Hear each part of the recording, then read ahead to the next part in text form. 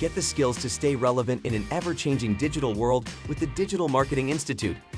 In Part 1 of this free course, delivered by skills experts working in the field, you will learn the basic principles of digital marketing, content marketing, social media marketing, search engine optimization, and more. The DMI are the global standard in digital marketing certification. Join over 130,000 members working for companies like Facebook, Google, and HubSpot who power their careers with the Digital Marketing Institute. Let's begin.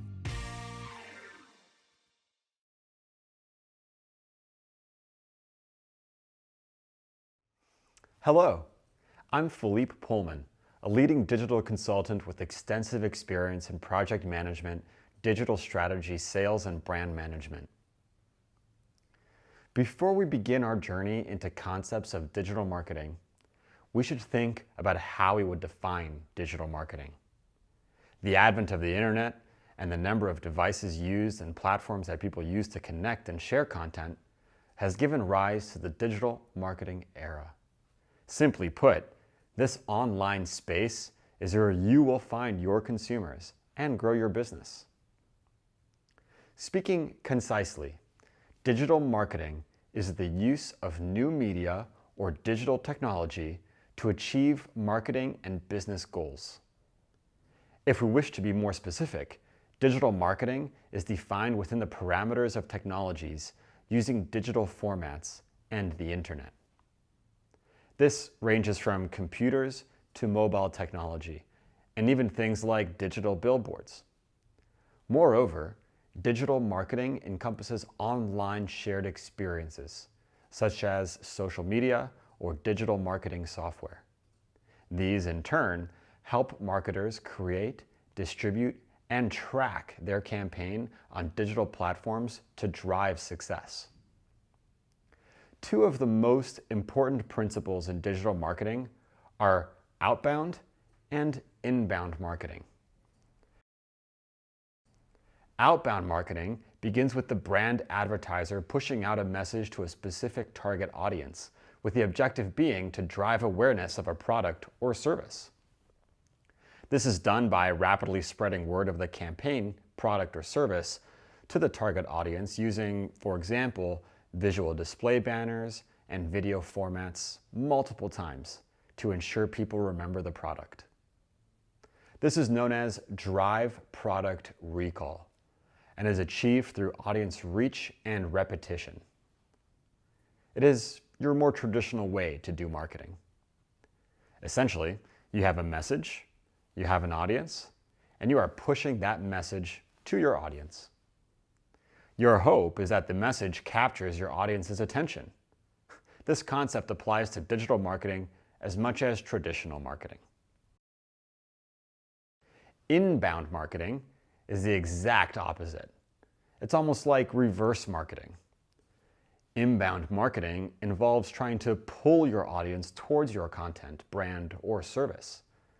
It is about attracting those people who are already interested in your product or service so that they seek you out and engage. With inbound marketing, potential customers find you through channels such as blogs, search engines, email subscriptions, word of mouth, and online reviews recommendations. As a marketer, you are attempting to find ways to create the conditions where people are drawn to your brand via your content, with the objective of turning them into a customer.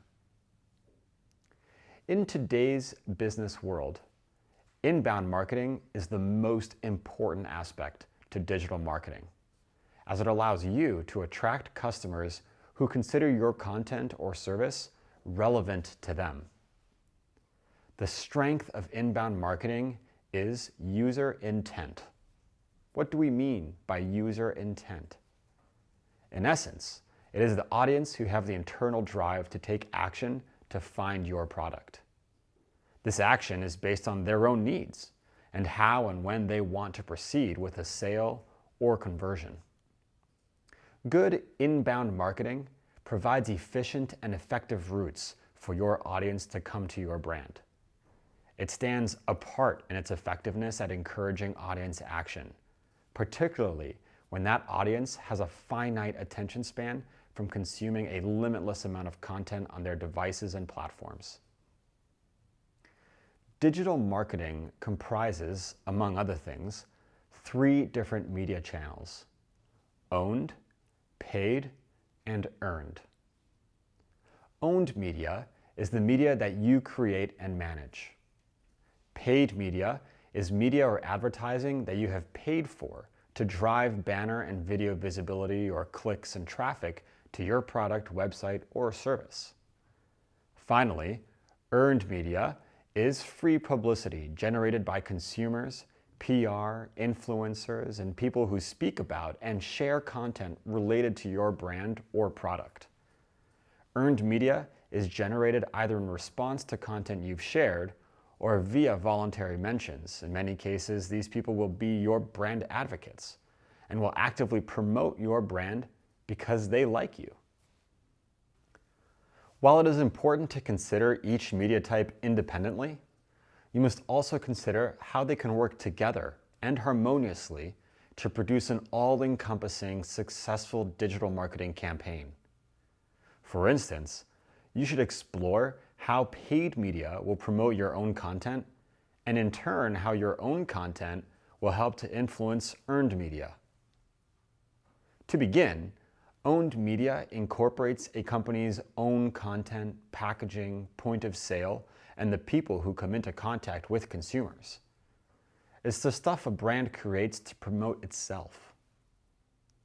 Owned media promotes your brand in a very personal way by exhibiting your company's values and highlighting what the product or company does.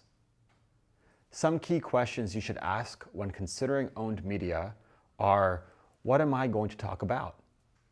What do I want people to see? And what type of message do I want to get across to my audience? Think of owned media as a source for developing your brand personality. For example, when you post on social media, try to avoid posting something dull and boring. Instead, aim to post something that is true to your values and what you represent.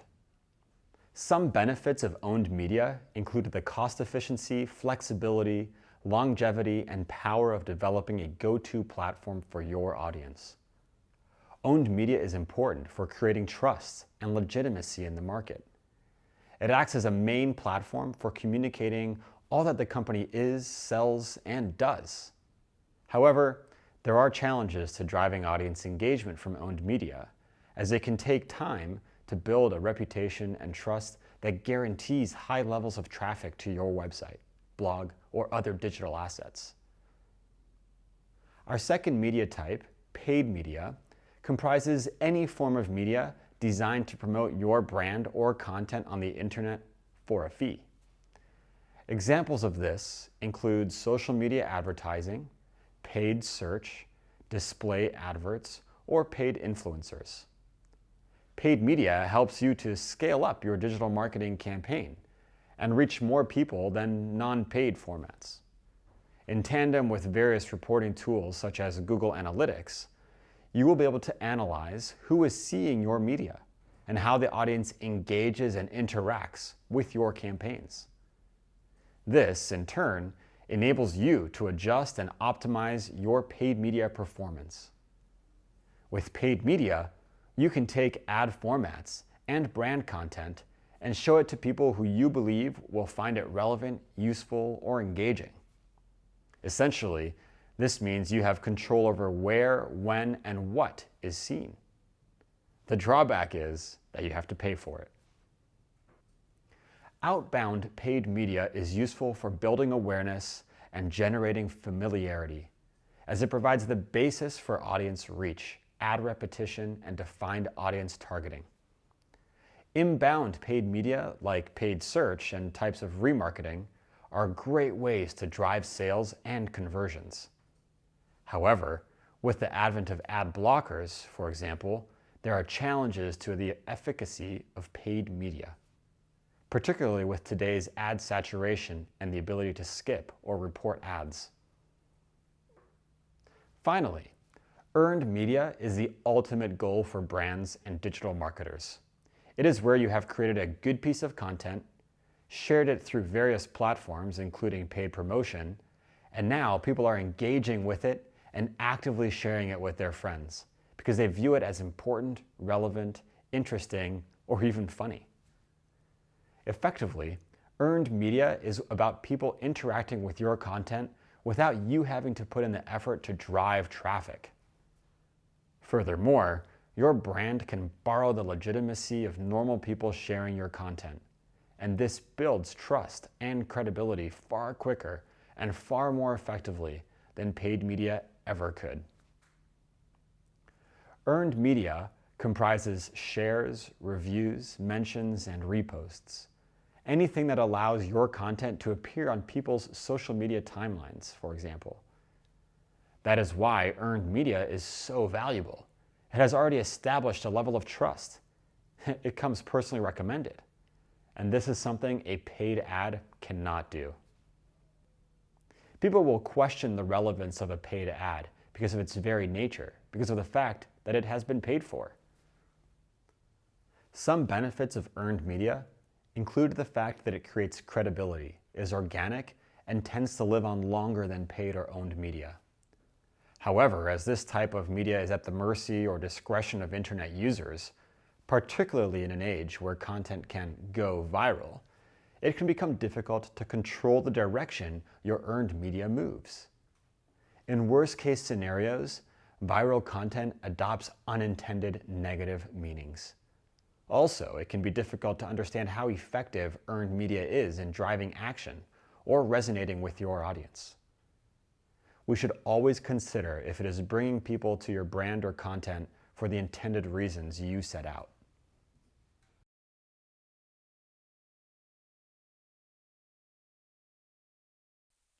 Now, let's look at new and traditional marketing and how strategies on both sides align and differ. Traditional media, or old media, are often defined as the established or traditional means of mass communication, especially compared with digital methods.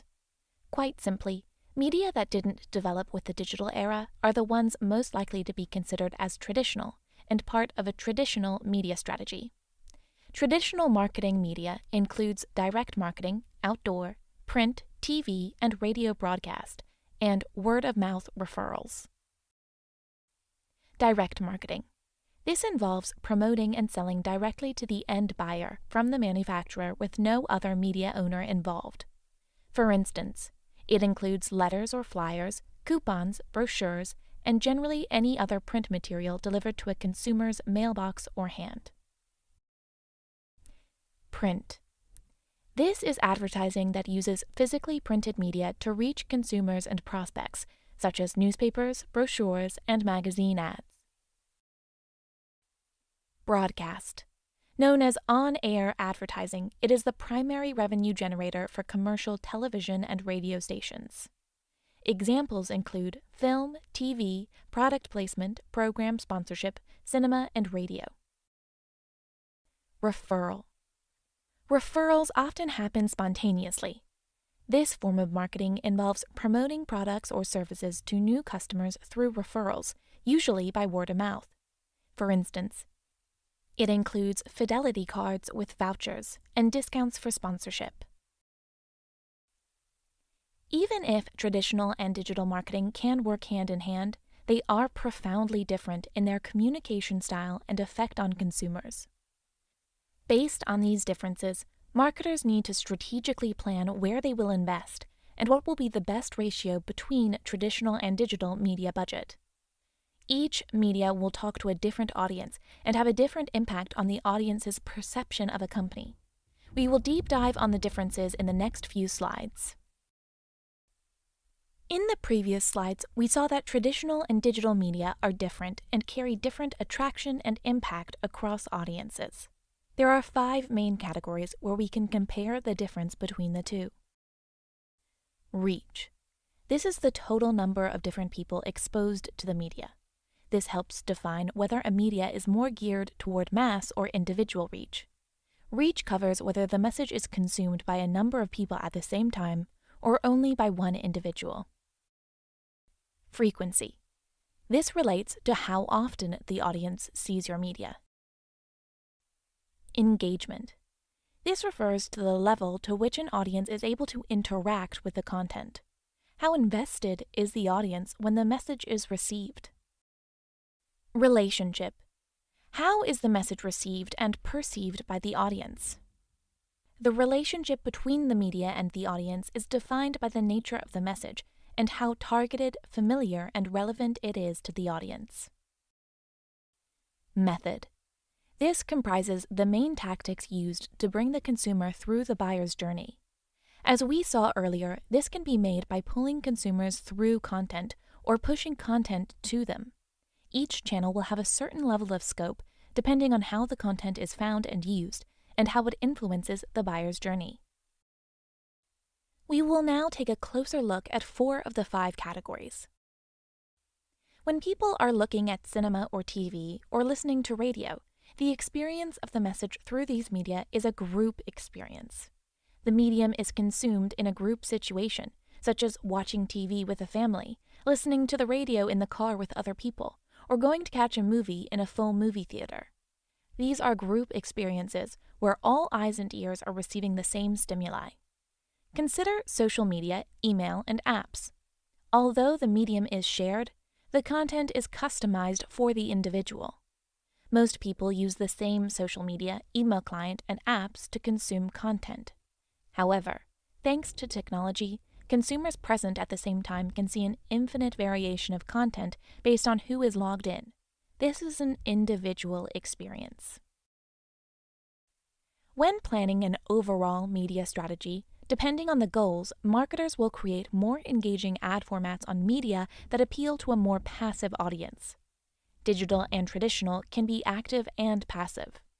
However, digital marketing leads to more active media engagement because of the nature of the formats and channels it involves. For example, when an ad is showing on TV, the audience has no means of responding to the message. This is a passive medium. Active media are any form of media where the consumer can physically engage with the content, such as Facebook, Twitter, and Google. Content on digital platforms has been developed to be highly engaging. Consumers can share, comment on, like, tweet, and pin it.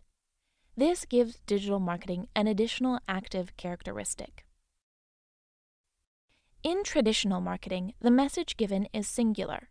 In other words, because of the group experience, the traditional marketers will develop a single message that will deliver the same content to individuals. In digital marketing, marketers can create multiple versions of the same message and target users whose profile definitely fits their target audience. The brand experience aims to treat the consumer as an individual by delivering personalized, relevant content. This is a push strategy that begins with the brand or advertiser showing ads to as many people as possible, hoping that it will resonate with some of them. For this reason, it is harder to track and more expensive. On the opposite side, inbound strategy, as we defined earlier, aims to attract interested consumers to your content, brand, and offer. This marketing model was greatly facilitated with the development of digital technology, as we talked about earlier.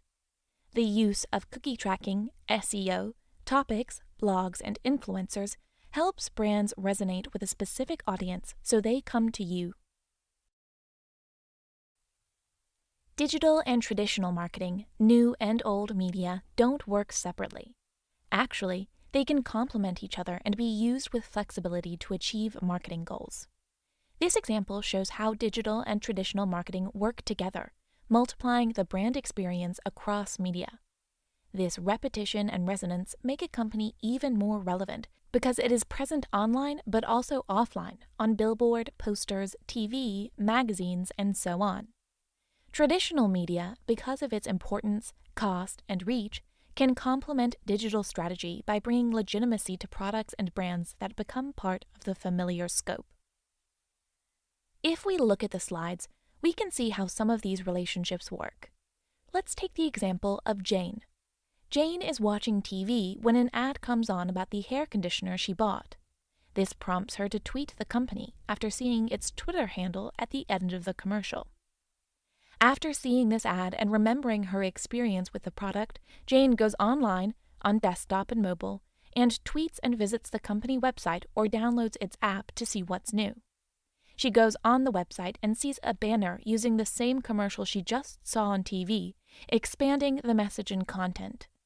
It tells her that the founder of the hair product company will be interviewed. Jane tunes in and watches the interview later that day. She also wants to find a store because she wants to talk with a member of staff about the product and problems she has had. She goes into the store, having all the previous information and experience, and buys a product. At the cashier's desk, she notices a poster mentioning the brand's presence on Facebook. She takes out her phone and decides to follow the company on Facebook so she can read or watch some of its content. As you look at this slide, think about your own experience. This is important to give you a sense of how they actually work together. They really can complement each other. And we'll see a little bit more about this later on.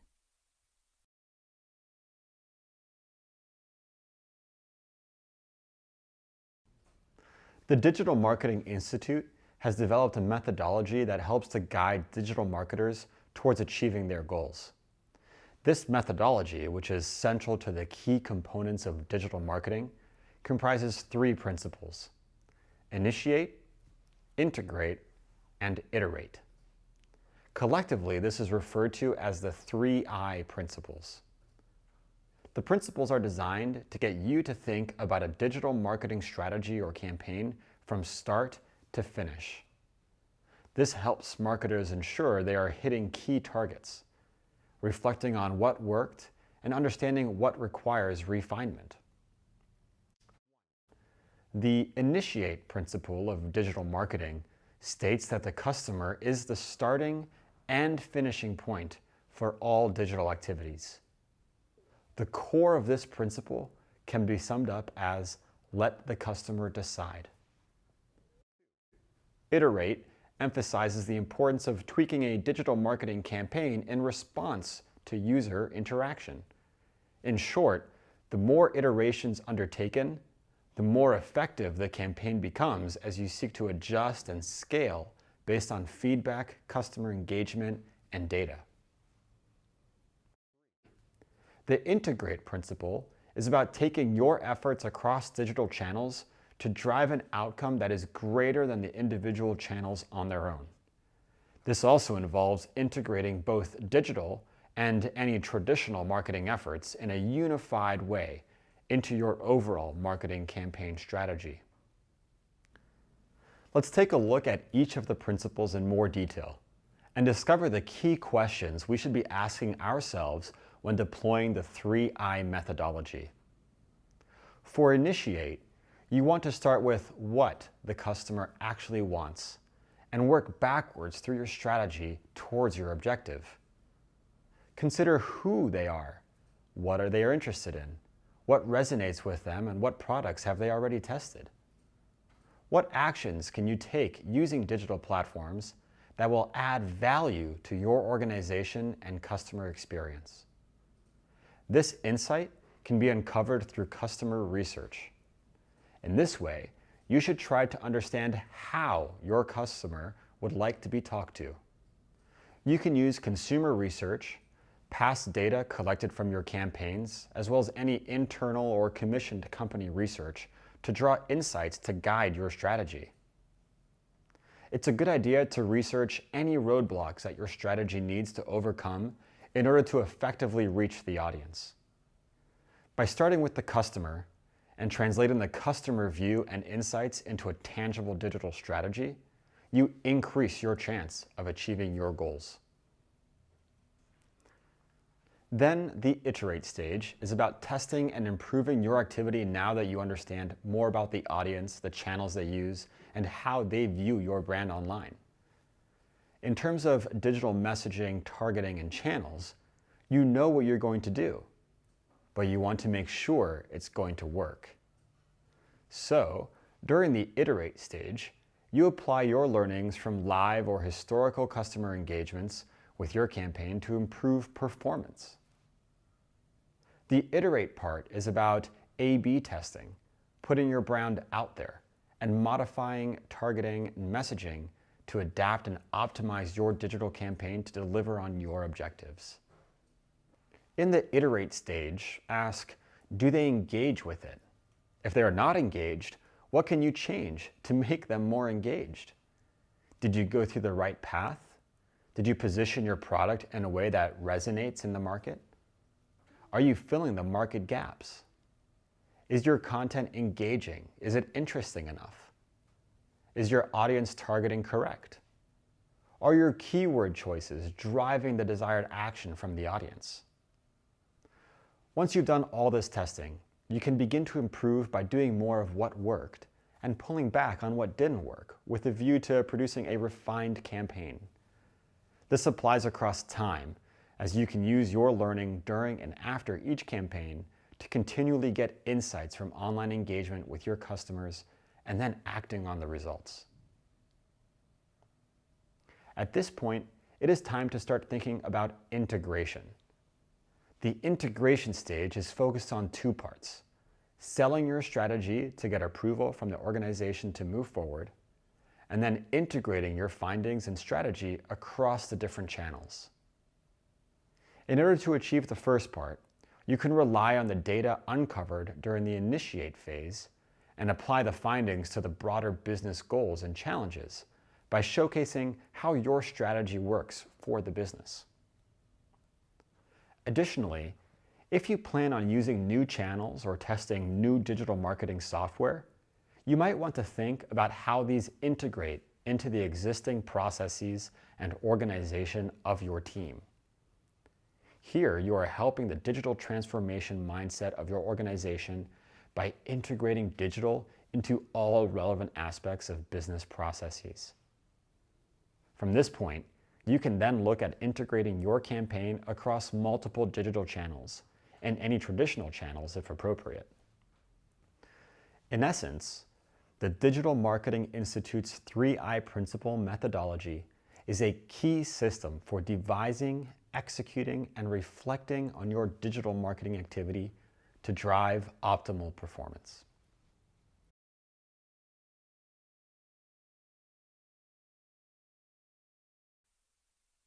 Research can help you make informed decisions about what channels you should use and prioritize. Especially when working within the limits of a budget, marketers need to choose the channels that will cost-effectively help them to reach the set objectives. In some cases, you may only use one or two, and in others, you may include multiple channels in your plan. So, what are the types of digital channels available to marketers today? They are email marketing, paid search or pay-per-click, organic search or search engine optimization (SEO), website optimization, marketing automation, display advertising, content marketing, and social media marketing. Email and automation marketing. Marketing emails and automation are used for conversion and loyalty. Emails and automation aim to reach out to the customers at the right time to lead them to a conversion destination, such as a landing page. Common email objectives include raising interest, converting sales, and retaining customers by providing additional value to the brand and product. Paid search, PPC. This channel will help you get high-value traffic and clicks from an interested audience. As the audience is actively searching for keywords related to their issue, using paid search helps to bring you top of the list when customers are searching and ready to buy or take action. Organic search, SEO. Optimizing for organic search is a key tactic in digital marketing because it leads to discovery, awareness, interest, and conversion without paid effort. SEO makes your content visible to the audience and easily searchable on Google and other search engines without the need to pay for clicks. Website optimization.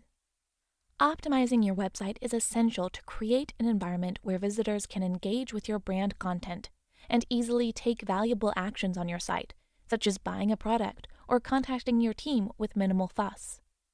Optimizing speed, navigation, responsiveness, content, and conversion processes will help drive more of those valuable actions and lead to better performance.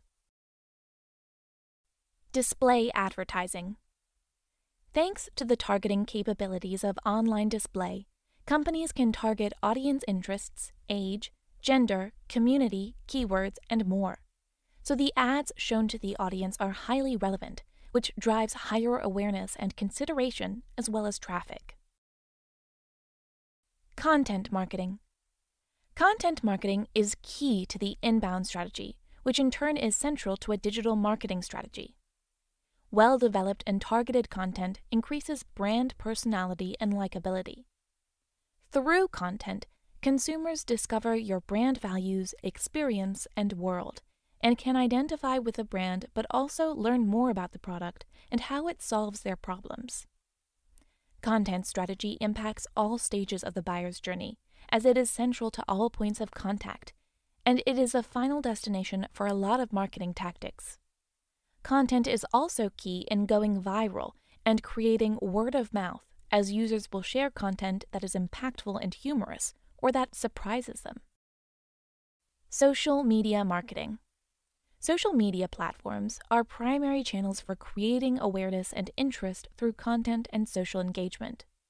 Advertising can be targeted and retargeted to appeal to the conversion objective.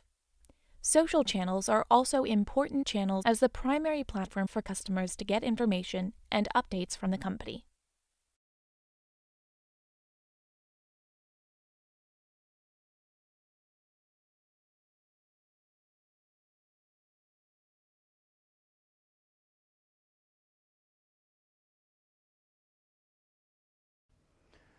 After looking at the number of marketing channels available to you, how do you construct a plan utilizing the SMART goals methodology? And how do you conduct research? Now it's time to examine the buyer's journey. The buyer's journey is the process a consumer goes through before purchasing a product or service. This process can look different depending on the industry or product you are associated with, but generally has 5 main stages from awareness to retention, and is commonly visualized as a funnel. When you target an audience, you have to consider where in the buyer's journey this audience sits. Do they already know your product? Have they tried it before? Have they ever purchased from your competitor's brand? What do they think about your brand and product? What are the pain points that would prevent this audience from purchasing your product? Understanding the context around your audience and the elements needed to move them down the funnel are critical for a successful digital marketing strategy. Their place in the buyer's journey will influence the media you choose to communicate with them. The idea is to uncover insights and use them in your digital marketing strategy to move your audience through the stages of the funnel. You should aim to create your own buyer's journey based on research, adding precision to the general model we are going to see in the next few slides. This is deeply rooted in the inbound methodology. In other words, how to attract a highly qualified audience by providing the necessary tools for their decision-making process. Now, let's take a look at the different stages in the buyer's journey.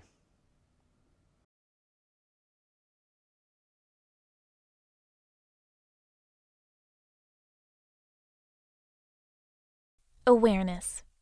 The awareness stage represents the moment when the consumer becomes aware of a problem they want to solve in their life and perceives your product ad as a potential solution. In this stage, marketers should focus on creating visibility and recognition. This is a critical stage for new products, brands, or added benefits to an existing product.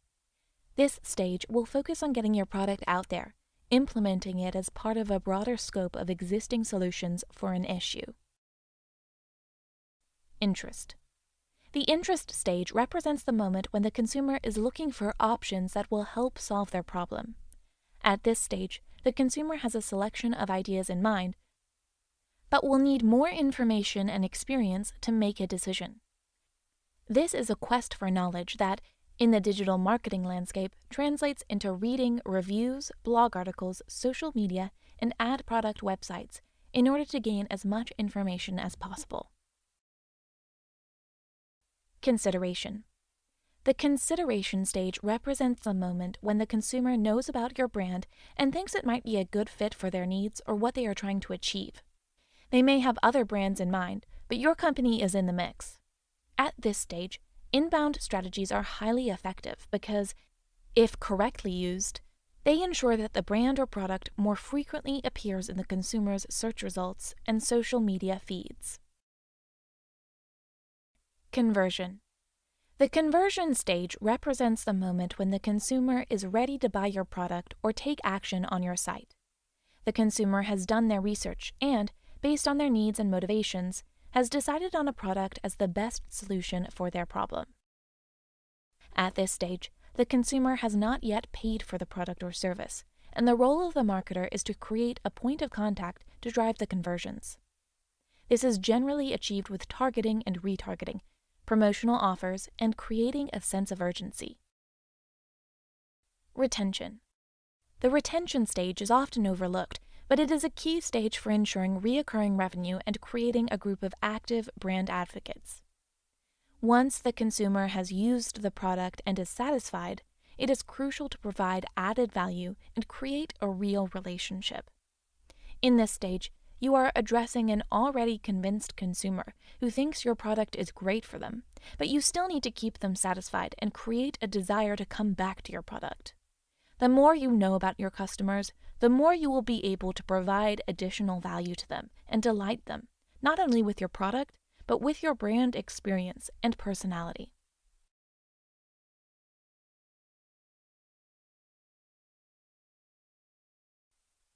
Marketing functions are defined as the various roles of a marketing team in helping a business promote their brand and products by differentiating them from competitors' products. These marketing team functions can be summarized as planning, awareness, conversion, retention, analysis, and optimization. Planning. The purpose of the planning function is to set time-bound actions that will lead to achieving your marketing objective. For this function, marketing needs to work closely with the product and business team to understand and align with their goals. It also provides an insight into the best direction to develop and adds value to the decision-making process by bringing the consumer and community perspective into the discussion. This function also lays the foundation for the following marketing functions by communicating the objectives and necessary costs of the digital marketing strategy that will achieve the global business objectives and promote and retain product adoption. The activities in planning are analyzing business needs, doing research, developing objectives, goals, setting deadlines, and budget.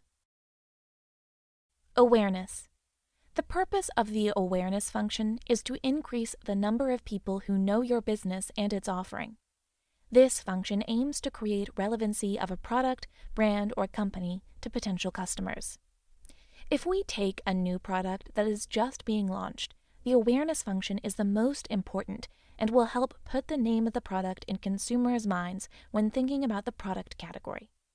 The activities in awareness are identifying market opportunities, developing creative concepts, media strategy, content, and leveraging PR, influencer, and branding formats. Conversion. The purpose of the conversion function is to turn an individual within an audience from a prospect to a lead or customer. This function is more tactical and requires less creative differentiation.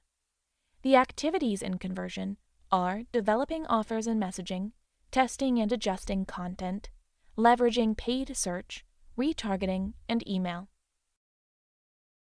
Retention. The purpose of the retention function is to nurture existing customers to increase their loyalty. This function is about nurturing by providing extra content, experience, promotions, and so on. By providing added value to your product, brand, and experience, you are likely to encourage customers to come back on their own terms because they like your brand or offering. The activities in retention are identifying buyers' needs and expectations, developing nurturing strategy, exceeding expectations, providing additional value, and monitoring post-sale activity. analysis and optimization. The purpose of the analysis and optimization function is to gather data and find insights to change the existing planning and inform future digital marketing strategy plans. This last function is important for presenting the success of the strategy to the broader business organization. It is the role of the analyst to understand marketing results in terms of their impact on wider business objectives. The activities in analysis and optimization are gathering performance data, analyzing reasons for success and failure, pausing underperforming campaigns, reproducing success, and adapting strategy.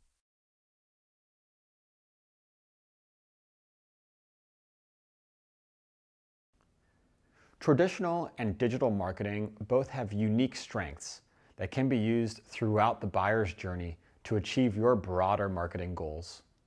By thinking this way, you can understand the importance of aligning with other marketing departments beyond the digital marketing team.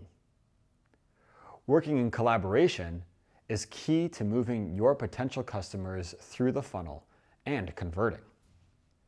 Using the full circle of marketing tactics is called a 360 or integrated marketing strategy, as it aims to engage consumers at all touch points throughout their day.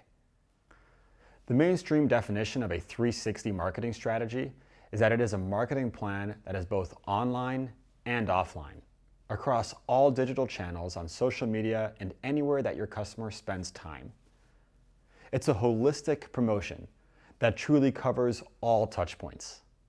In short, to be truly 360, a campaign would need to include everything that is used by your consumer: mobile, digital, search, and social, as well as any relevant traditional channels like TV, radio, or print. If your audience is digital native, you may not have an offline or traditional media element. But if you do, let's take a look at the benefits of a 360 marketing campaign that implements both traditional and digital marketing. We have briefly touched on a few advantages of a 360 marketing campaign already, but let's list some precise benefits of an integrated 360 marketing campaign. First of all, it covers the entire buying cycle. Each media channel, offline or online, is good at achieving specific marketing objectives. When channels are used together, they can cover the full spectrum of the consumer's journey to help efficiently move them through the funnel towards purchase, conversion, and retention.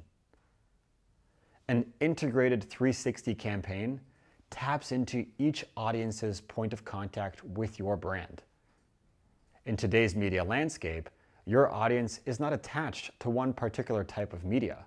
They will travel across digital, television, print, and other media. Being present across the most impactful and important touchpoints allows your brand to resonate and move with your potential customers as they go through their day. Integrated marketing campaigns allow you to adapt to media consumption changes such as seasonality and daily trends. An integrated 360 campaign optimizes for scale and relevance. Traditional media types are good for scaling as they reach a large number of people in a short amount of time. Just be aware of the cost and time it takes to create and produce ads and assets to run on traditional channels. Digital media channels are good for relevance and attracting specific consumers, with lower costs for production and shorter lead times to create the assets. A 360 campaign can help attract the ideal consumers who are most likely to convert, while helping your brand get discovered by potential new customer prospects. 360 marketing campaigns provide a complete marketing experience to the audience.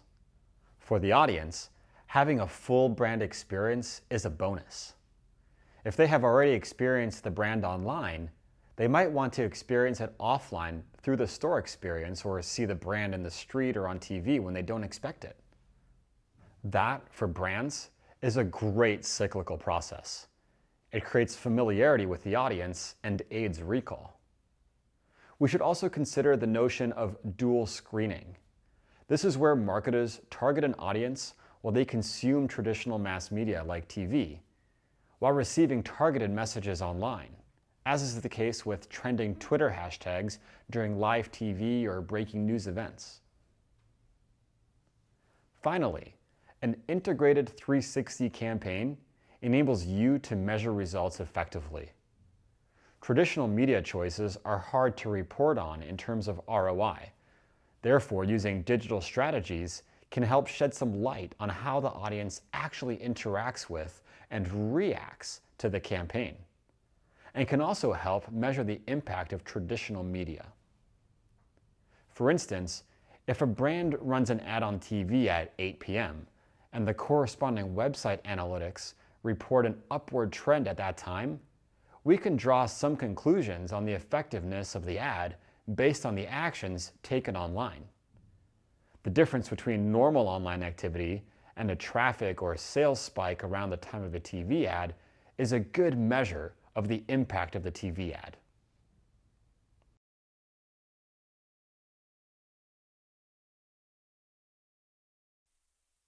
Digital marketing has a set of primary components or channels that are used to achieve the marketing goals set for each function.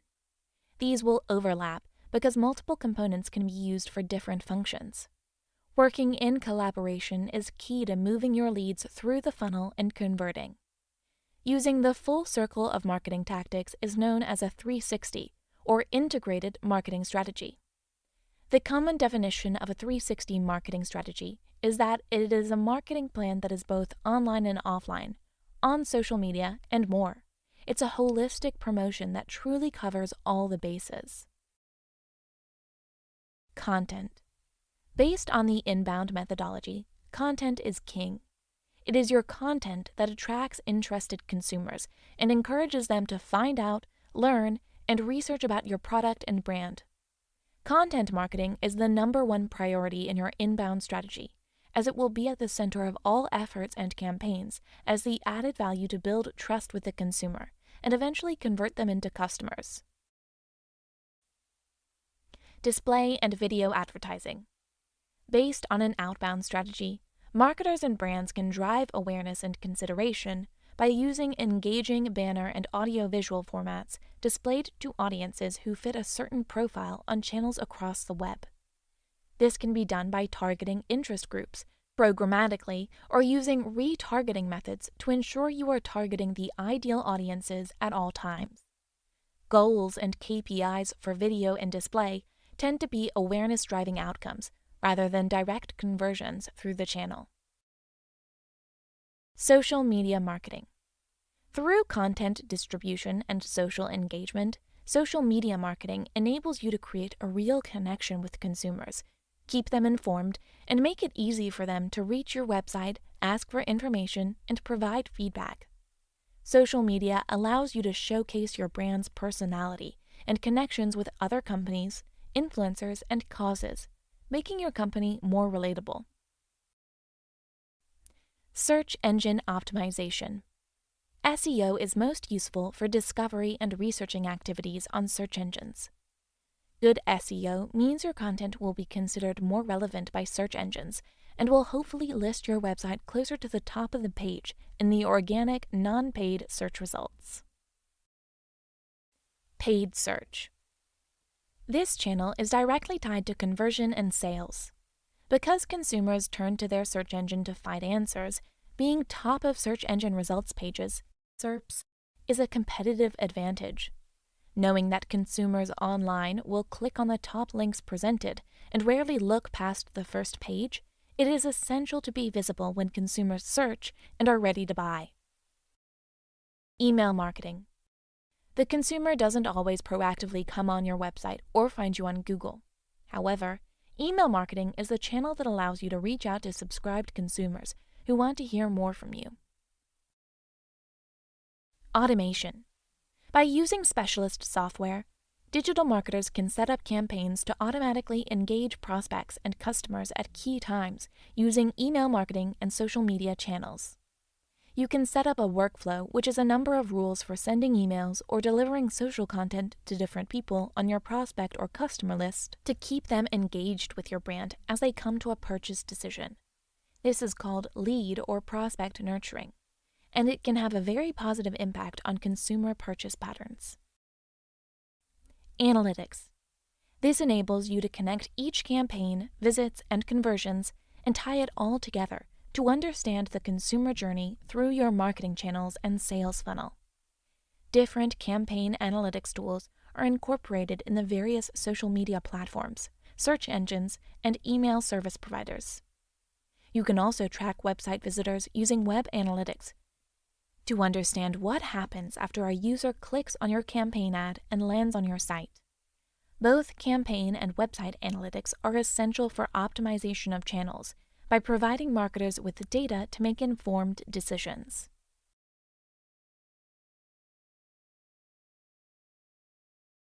The awareness and interest stages are driven by discovery when the consumer slowly becomes aware of their problem and the potential solutions. This stage is driven by your content's relationship with the main topic.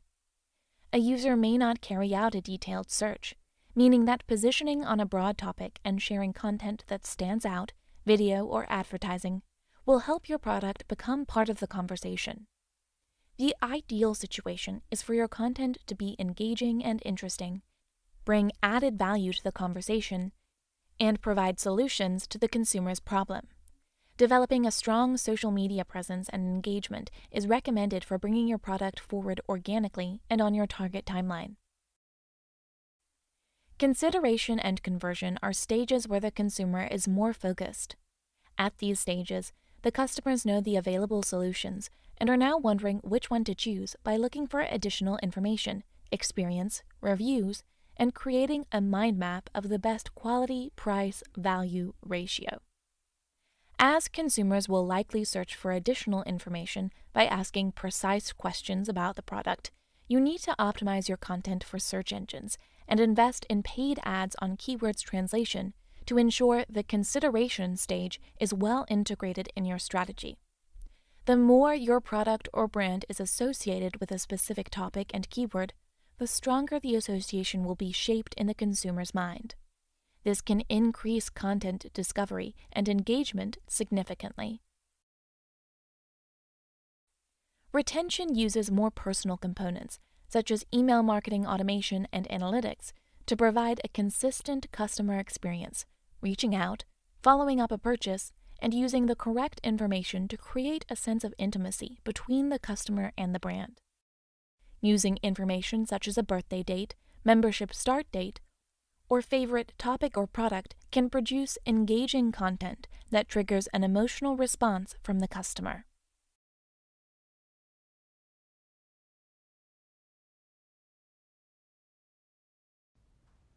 Your digital marketing strategy will be defined by the channels you will be using. The channels shown here also coincide with the modules you will explore in this program. The main digital channels are all covered in the course and include email marketing, paid search, website optimization, SEO, display advertising, content marketing, strategy, analytics, and social media marketing. Let's start with website optimization. Website optimization is the art of creating and continuously improving websites to optimize the visitor experience, resulting in higher visitor satisfaction, better user experience, and high repeat visit and conversion rates. Having a useful and functional website is key, because if your website is not optimized, it will result in the customer having a bad experience or finding it difficult to purchase from you. As such, web optimization is about designing your website so that the customer flows through your content, goes from your blog to your product page to your e-commerce, and eventually makes a purchase. Crucially, it is very important that the website is optimized to facilitate shopping on different devices. People now browse across different devices, which can lead to them searching for a product on their mobile phone to check some information, for example, and then later finalizing the purchase on a desktop computer. Therefore, you want to make sure that the experience on mobile is as good as the experience on desktop. Next up, Let's look at social media marketing. This is a form of outbound digital marketing that most people are very familiar with, as it utilizes social networking platforms to increase brand or product exposure and cultivate relationships with consumers. Social media marketing is about creating visibility and interactivity with your audience. This is one of the most, if not the most, important channels you use to speak to your audience in an outbound manner. When your audience engages, it can change the dynamic to inbound. They can message you back, seek out and actively share your content, repost, like, comment, and ask questions. Moving your communications on social media from an outbound media platform where you push out your post to an audience to a two-way outbound-inbound conversational channel is the ultimate goal for digital marketers. Display and video advertising are outbound, awareness-generating digital channels that combine the science and precision of online audience targeting with the emotional engagement of audio-video and creative visual formats. It generates engagement, brand affinity, recall, and traffic from a highly targeted audience. There are numerous ad formats and techniques to engage your target audience on channels like YouTube, websites across the internet, and social networks, all of which will be discussed in detail during this module. Let's take a look at some inbound channels now. To begin, we have paid search, or PPC as it is also known. PPC is an inbound method of advertising on Google, Yahoo, Bing, or other search engines, and paying only when the searcher clicks your ad. Paid search is key to being discovered when people are actively looking for products or solutions. Essentially, when a consumer becomes aware of your product through display or social, for example, they are driven to take action when the time is right for them. The value of paid search is in user intent. That is, the searcher is looking for a product and is likely to take action when they find it. And there is real competition for this type of traffic. Using paid search is a good way for you to be on top of the search results page quickly and easily for the types of searches you want to be associated with. Alongside paid search, digital marketers can use SEO, or search engine optimization, techniques. This is the process of driving inbound traffic from the free, organic, or natural search results on search engines. These are the search results below the PPC results. On local search on Google Maps, or the dynamic results like expandable dropdowns that appear on Google when someone searches. SEO is about making your website as attractive as possible to search engines like Google. The search engine will then match the websites which offer the most accurate solution to a user's search query. In the best digital marketing strategies, SEO works in tandem with paid search to provide multiple ways for searchers to access your content and buy your products online. Content marketing is an effective inbound method that involves the creation, publishing, and sharing of content with the aim of building brand reputation, awareness, and affinity. You must develop a strong content strategy to increase your brand personality and likability. Nowadays, you can't just be a product. You need to be a brand that has values and takes part in everyday life. A brand that shares about everyday events in areas near where your consumer lives. Or a brand that shares articles about a great new artist that they want to promote. You need to be more than just a product.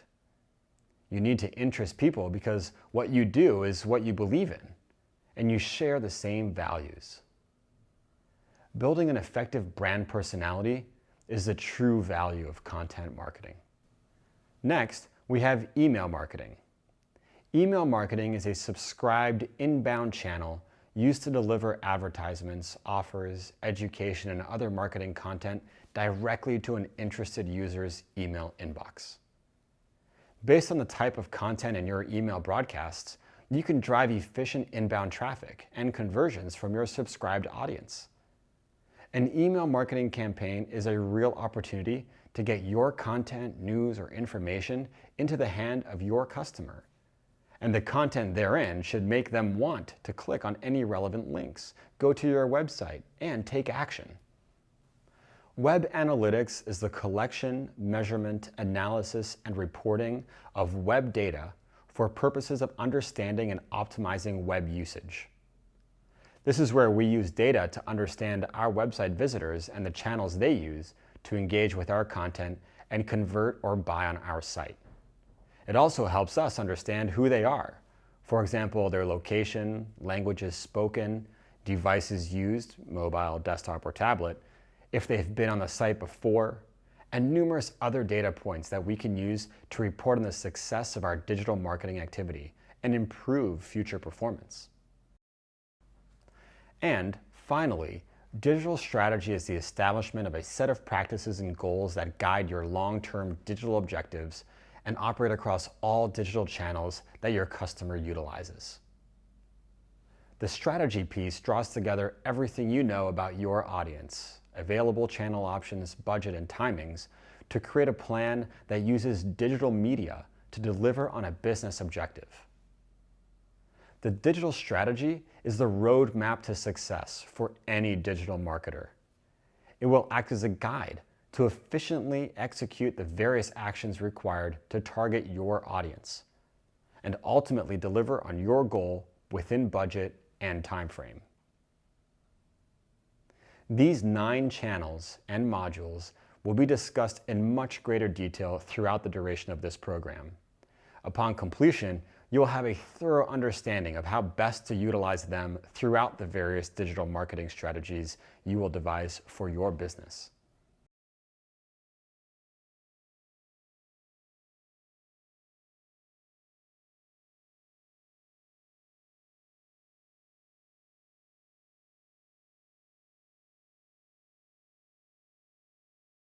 Hi, I'm Will Francis, and I've worked on content marketing for some of the world's most loved brands.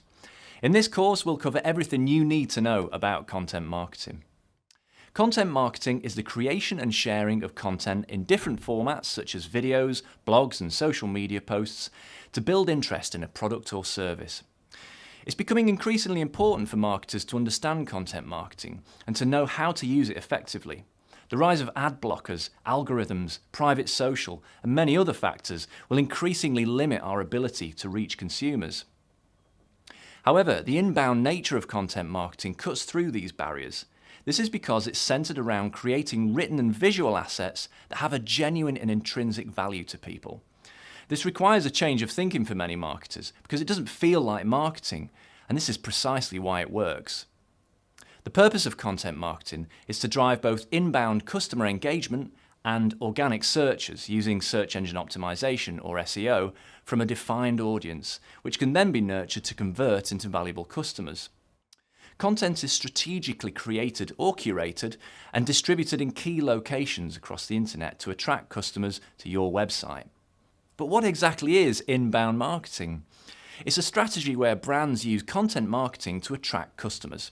The key driver of inbound marketing is consumer intent, as potential customers actively seek out the brand's content.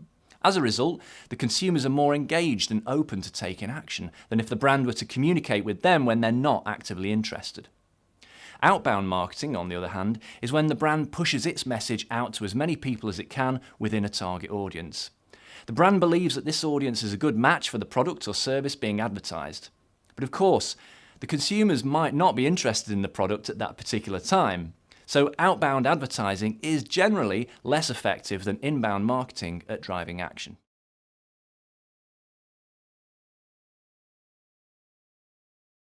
Content marketing drives valuable search traffic and social engagement. These in turn can increase the number of valuable actions taken by your audience. To create a successful content marketing campaign, you first need a strategy. This sets out the objectives and scope of your project. It keeps everything on track while providing a roadmap outlining the different aspects of your campaign. You can use the conversion funnel as a guide when planning your content marketing strategy. This enables you to map your content to key decision points in the consumer journey and address their needs. The conversion funnel helps you understand the consumer journey by tracking the different steps a typical consumer would complete on the way to taking a valuable action, such as a purchase, a sign-up, or a contact request. Content marketers should use funnel insights and knowledge to drive more valuable customer engagement. In order to apply funnel techniques to your content strategy, begin with awareness content for the top of the funnel to get the word out there. Create consideration content for the middle parts of the funnel when people are assessing options in the market. And produce high-impact conversion content for the end of the funnel. This drives people to take action. Create retention content for past purchasers to turn them into repeat purchasers or even brand advocates. It might also be worth creating re-engagement content for people who've dropped out at different stages of the consumer journey to entice them back. Where appropriate, marketers can use what's known as hero content as part of the funnel. This is high-value content that aims to drive brand awareness. Although it's created less frequently, it can cause a brand's message to go viral. Examples of hero content include research studies, high-quality infographics, ebooks, and highly unique and desirable audio or video content, such as exclusive videos or podcasts. So why develop a content strategy? As we can see, there are a lot of moving parts in a content strategy. Clearly, it's a useful document to create to get buy-in and sign-off from stakeholders. It can also act as a roadmap for the project itself, and it can be referred to when queries arise and can be adapted to suit the changing needs of the campaign and audience as required. A content strategy ensures content is developed for purpose by defining your objectives, KPIs, budgets, and audience personas, capturing your brand or campaign story, detailing production pieces such as formats and timings, outlining distribution channels, measuring the performance of your content in terms of the business impact and KPIs. Take into account these key considerations, dependencies, and constraints when project managing a content strategy. Scope of production. Identify the type and quantity of assets and formats you plan to deliver. Timeline for production.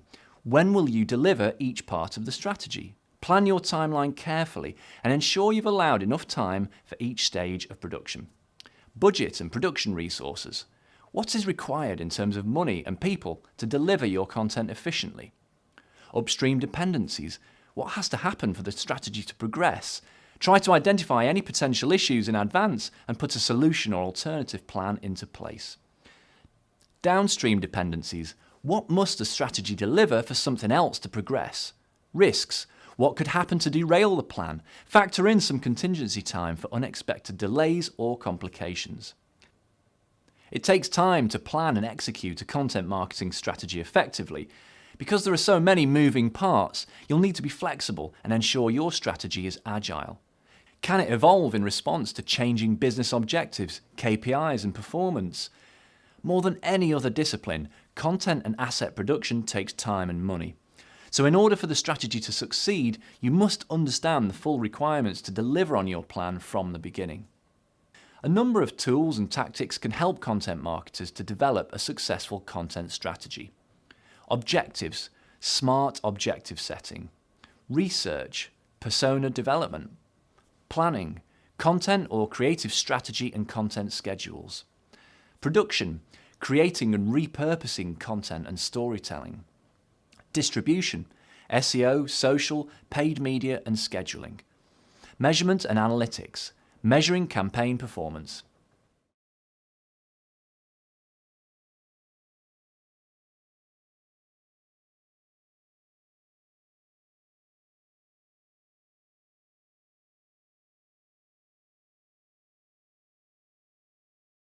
A buyer persona is a snapshot of your ideal customer. You need to know as much as you can about the behaviours and attitudes of your ideal customer in relation to the objectives you set for your content strategy. This can then help you to focus on creating the most engaging content for your customer. The benefits of using buyer personas to inform your content creation include improved targeting. Personas help you to adjust and focus your content so that it's strategically positioned to target consumers who are likely to be interested in it. Personas provide valuable insights that you can use to convey your message to the right audience at the right time. They also enable you to perform market research, targeted advertising, usability testing, and keyword research more efficiently. format. Personas give you the information and perspective you need in order to make objective decisions about how to craft your brand messages through the most consumed and widely accepted formats, like videos, social media posts, and articles. This allows you to create compelling content that meets the needs of each persona. Discovery. Personas help you discover insights into your audience's channel behavior. Where are they having conversations? What topics are they interested in? If you distribute tailored content to where your audience is already active, you can then leverage their online behaviors to the maximum effect for your business and your content marketing.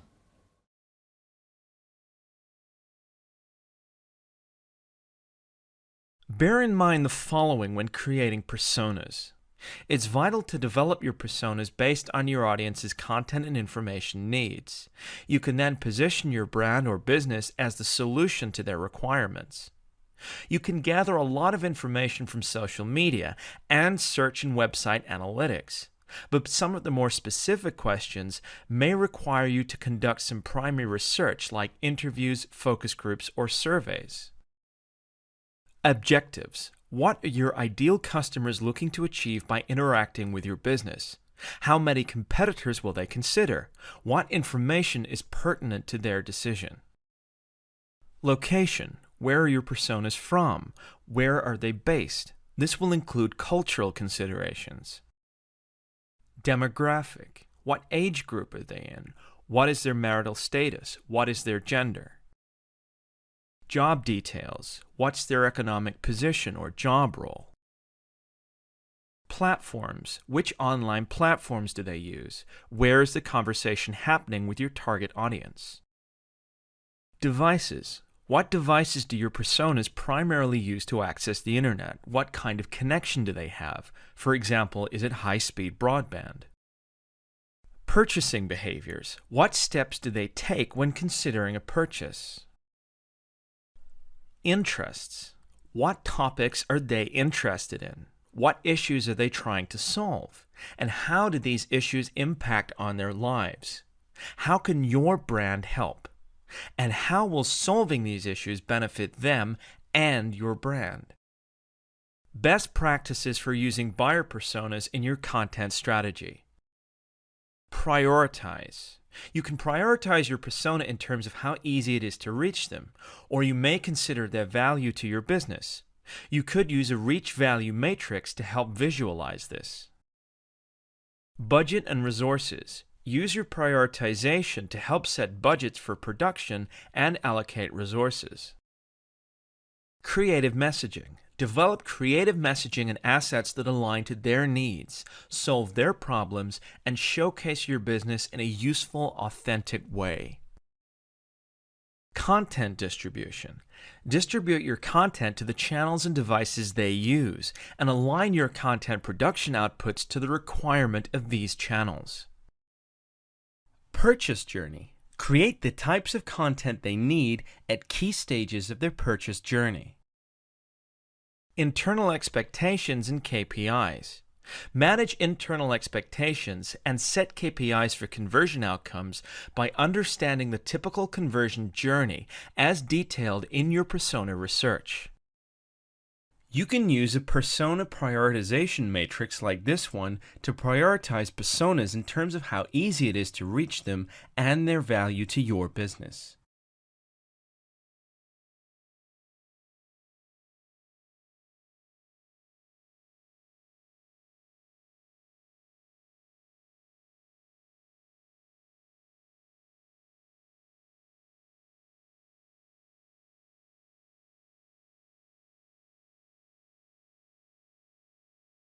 So, what is content creation? It's the process of creating different creative assets and formats that serve the needs of your content strategy objectives. It engages your campaign personas in such a way to help build authority, credibility, and utility between your target audience and your brand. By creating content that interests your audience and helps them solve a need, you're building your brand in terms of trust, relevance, and credibility. How important is creativity in your content development? Content development should, of course, be guided by audience, competitor, and keyword research. However, it's important to remember that creativity is also required to add a splash of colour to those research findings and bring your content to life. The creative process involves these steps: researching and consuming information about the brand and product to get ideas, brainstorming ideas and identifying themes, taking a break to leave the ideas alone for a period, returning to your ideas to critique or validate them in terms of your objectives, audience and strategy, creating prototypes or content samples where possible to explore and test your content in its simplest form before investing further, and finally, creating your content. When validating or critiquing your content, it's helpful to have a checklist that addresses your main goals and objectives for the content created. Verify that you have accomplished what you initially set out to achieve by asking questions such as, is this content useful for my audience? Is it fit for the platform I'm publishing on? Can I accurately measure the impact of the content on my campaign? Is this content consistent in appearance and style with my brand? Is this content aligned with my business goals? It's also valuable to understand what motivates users to share your content. You can then take these motivations into consideration when creating content and make it more shareable. Incentives. Offer your audience incentives such as competitions they can enter to win a prize or a loyalty scheme they can join. Fame. Give your audience sharing options so they can show their friends and connections on social media that they have donated to a charity or won an award, for example. Utility. Provide your audience with content that will be useful to them or help them in some way. For example, tutorials, toolkits, or templates. Topicality and trends. Create content that's topical and based on trending themes that people are likely to want to discuss or find out about.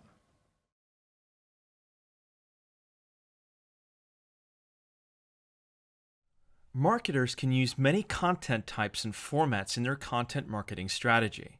When creating content, consider these questions. How and why might your audience engage with these formats? How does this help you achieve your objectives?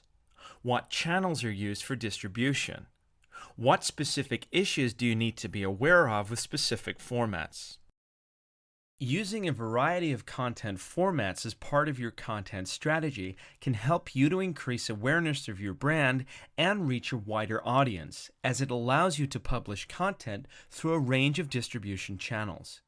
Some commonly used content formats include white papers, ebooks, infographics, blogs, interactive content, videos, articles, templates and checklists, webinars, podcasts, and apps and games. Keep the following best practices in mind when creating content. Begin with your audience in mind. Align your message with your strategy objectives. Keep it simple and clear. Ensure the format used is appropriate. Consider your budget, audience, brand personality, objective, and channel for distribution. Make it easy to share by including an embed code or social share buttons. Use prototyping and A/B testing. Optimize for SEO. Here are some best practices to follow when creating image content. Use simple, clear images. Don't clutter them with multiple subjects. Use dominant colors, 1 or 2 in general. Add copy beside or directly into the image to develop and give context to the story or help drive action towards your goal. Frame and crop your image correctly. Try not to cut off parts of the subject unless intentional. Use the rule of thirds as a means of composing your image. Divide your image into a grid of 9 squares and aim to have the most important element of the image in the center of the grid. Consider the golden ratio. The size relationship of a smaller segment to a larger segment should be the same as the size relationship between the larger segment and the sum of the smaller and larger segments. Take time to get your calls to action or CTAs right, and don't be afraid to A/B test or experiment. Here are examples of the rule of thirds and the golden ratio. And here are some best practices for infographics. Consider the flow of information and make sure it's presented in a natural and logical manner. Understand the statistics and copy can be presented visually. Consider font sizes, styles, and readability. Take the viewer on a journey towards a final piece of information. Pepper the journey with mini payoffs, such as interesting statistics, stories, facts, and animations. These are two different types of video production formats available to content producers. High-quality video production. This is suitable for corporate videos, TV, and online commercials. High-quality video production requires expensive cameras, lighting, sound, and post-production equipment. Low-budget video production. This works well for native social and live formats. Low-budget video can be produced with smartphones, webcams, and lower-cost production and post-production equipment. Here are some best practices for creating video content. Tell viewers what the video is about within the first 3 to 5 seconds. Use an impactful establishing shot or title. Understand the importance of location and setting. Consider the tone and accent of the voiceover used, and make sure it fits well with the theme of your video. Consider the shape of your video, portrait, landscape, or square video, depending on distribution channels. Use closed captions for sound-off video views. Consider high-impact special shots using drones, mounted cameras, or GoPros if appropriate. Understand the value of watch next video content to keep users engaged. Headline writing is a creative process. Here are some best practices for writing interesting content titles and headlines.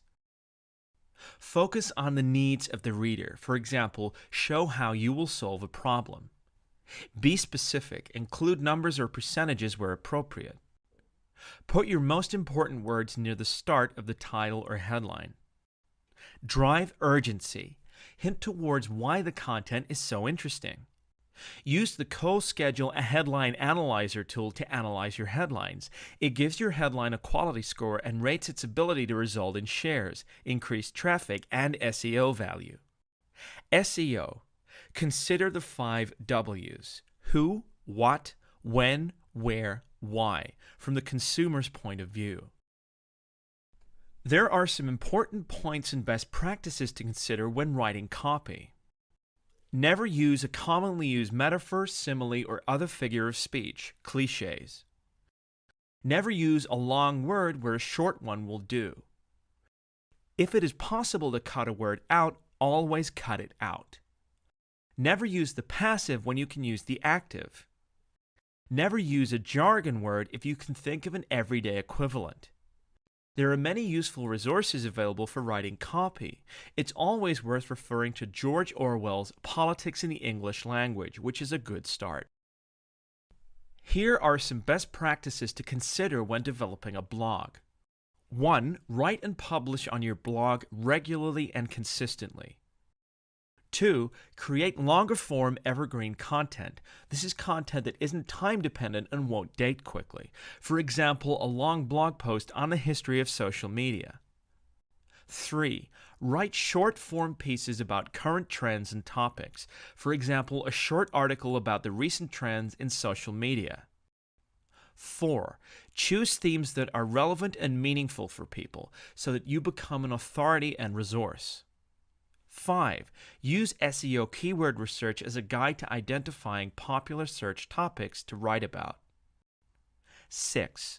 Use long-tail keywords as content themes to base your blog posts on. 7. Optimize your titles, header tags, and body content for SEO. 8.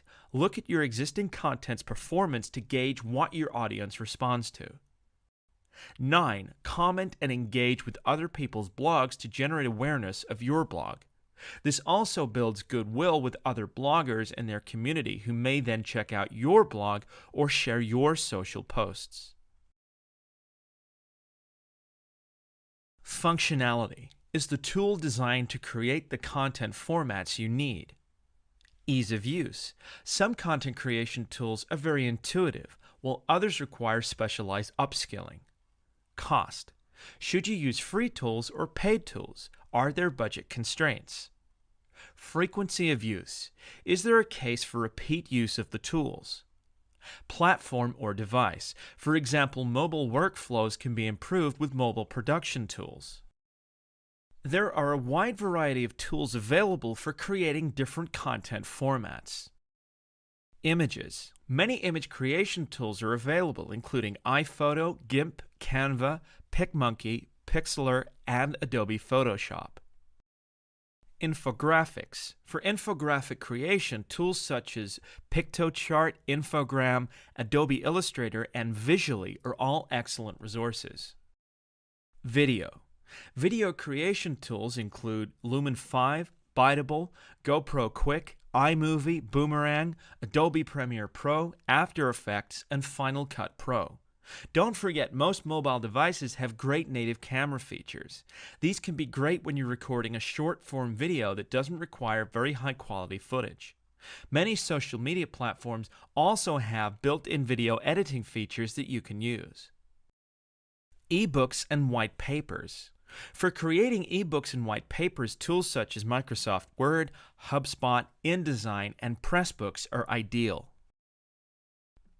Text. Once you've created your content, be sure you check for grammar errors or typos. It's important to reread your content a few times and have someone else check it for you if possible. Using programs such as Microsoft Word, Adobe Acrobat, Grammarly, or Hemingway Editor can be helpful to ensure that your content is of a high standard and free from spelling errors.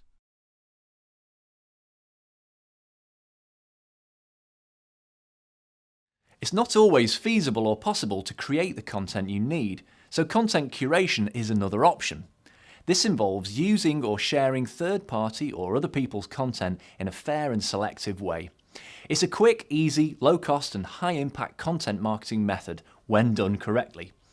It's important to be selective about what you curate. You're trying to showcase your thought leadership. So pick high-quality content that reflects well on your personal brand and adds genuine value to your target audience. So first, you need to identify the best sources from which to curate content. Then you can begin to think about the types of content your target audience engages with the most. You can do this by experimenting with the content formats and topics you curate. Make sure to include full credit for the original creator and adhere to any specific copyright guidelines associated with the content you curate. It's good practice to provide your own commentary on any content you curate. For example, you can give some additional insight or an opinion or some context. In this way, even though you may not have created the content yourself, you're still establishing yourself as a source of knowledge and an expert commentator. You can also seek community input by asking your audience for their opinions, thoughts, and insights to help curate your content. The main benefits of using curated content are it can make your brand appear less promotional and show that you care about the wider industry in which you operate.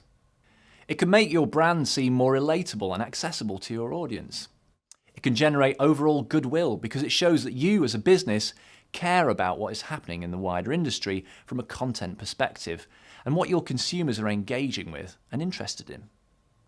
It can position you as an industry leader, giving you a voice in the space so that you can add credible opinion or discussion around trending industry topics. The 5 main types of curated content are aggregation, distillation, elevation, mashups, and chronology. Aggregation. This consists of curating the most relevant content around a topic into one single location. This is the most common form of curation and the basis of most content curation services available for use or purchase. Distillation. This removes some of the noise from a topic and reduces it to its core concept. It looks to simplify a topic by covering the key points that the audience needs to know at that stage in their consumer journey. Elevation. This happens when curators draft more general insights or trends from a large amount of content. They look to form a hypothesis, an idea, or a theory based on multiple content threads that are all similar in their view. Mashups. These merge different content types to create a new, original point of view. For example, you might find pieces of relevant content in the same industry that nobody has yet joined the dots between to show a new perspective. Chronology. This is historiographical content curation. You map a series of content pieces along a story or a timeline. This shows the evolution of a concept or a theory through content or a full story. It also shows how individual pieces of content have contributed towards the end point. What is content personalization? Content personalization is the powerful process of using different content at different stages of the consumer journey. The different pieces of content are highly relevant to the user's need state at that particular time. Because personalized content is targeted and more relevant to your audience, this strategy can lead to an increase in conversion rates, higher brand affinity, and increased campaign efficiency. The main strategies for content personalization include leveraging customer data. Apply your research findings around customer interests and behaviours to the content you create. Targeting your messaging. Tailor your messaging specifically to the audience who will receive it. Timing is important here. What stage of the customer journey are they at? What actions have they taken already? What actions do they still have to take? Also, consider what time of day or day of the week the user will consume the content. Remember, consumers are more receptive during certain hours and on different days. Measuring and analysing. As you create personalised content, pay attention to the performance of the content. Then adjust and optimise your content strategy accordingly. What are the benefits of repurposing the content you create?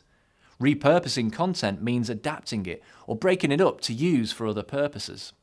For example, you might take an infographic and turn it into a number of individual images. There are many benefits to repurposing. It saves time, it's quicker than creating content from scratch. It's low cost, it's more cost effective than purchasing or creating new content. And it reinforces your message. If content appears in more than one place, it can reinforce the message you're trying to convey. By using good evergreen content that doesn't date quickly, you can always look for opportunities to maximise, reuse and save yourself time by repurposing it. There are some great tools and templates available for repurposing content. Visual editors like Pixlr and Canva have libraries with extensive templates and examples for producing social media images and blog graphics. Lumen 5 allows you to convert articles and blogs into videos. Full Twitter threads can be shared to blogs. Anchor allows you to convert your blog to audio. Listen to this article. Repurposing allows you to get creative in thinking about the way that you create content and how you can possibly reuse it in different formats or on different platforms, or even by making small tweaks to your original piece. When done cleverly, repurposing saves time and reinforces your brand message and personality. Keep the following guidelines in mind when repurposing content. Ensure that the quality is high and free from any copyright. Ensure you remove any placeholder content. Be inspired by these sources, but don't just copy them directly. Be careful of the contrast and fonts of some of the templates.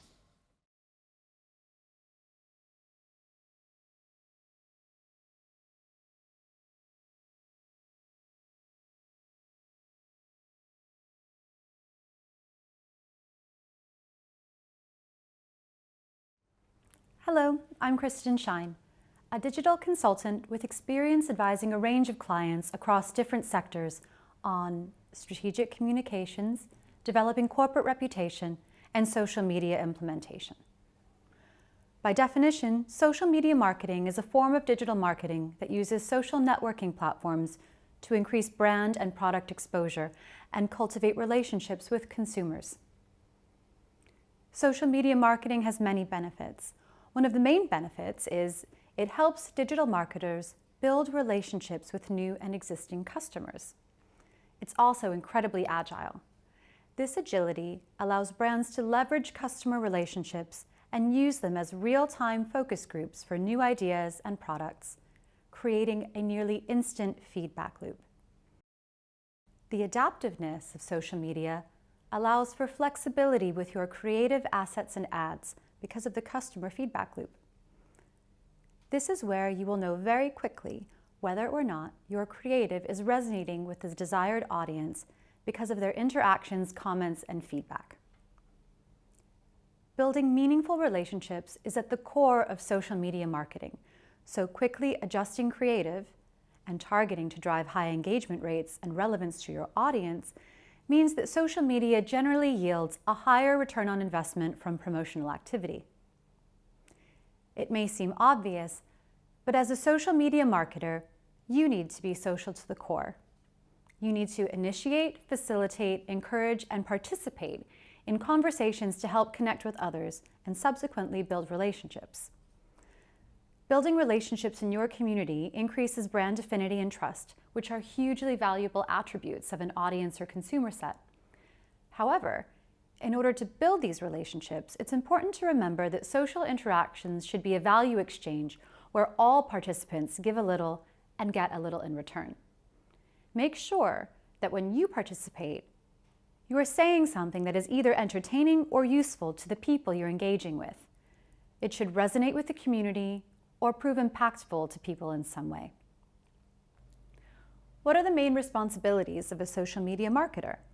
Well, to be successful, a social media marketer should be executing these major tasks: developing relevant content topics to reach the company's target customers, creating, curating, and managing all published content, monitoring, listening, and responding to the community in a manner that ultimately drives business, nurturing and growing the community and any influencer outreach efforts, overseeing the design of social assets, for example, profile cover, profile pic, thumbnails, ads, landing pages, blogs, managing promotions and social ad campaigns, analyzing, reviewing, and reporting ROI on key metrics, creating best practices and optimizing strategy as needed, monitoring trends in social media tools, applications, channels, design, and strategy, identifying threats and opportunities in user-generated content, UGC, surrounding the company, and reporting notable threats to management. Of course, this isn't an exhaustive list, but it covers the main tasks involved.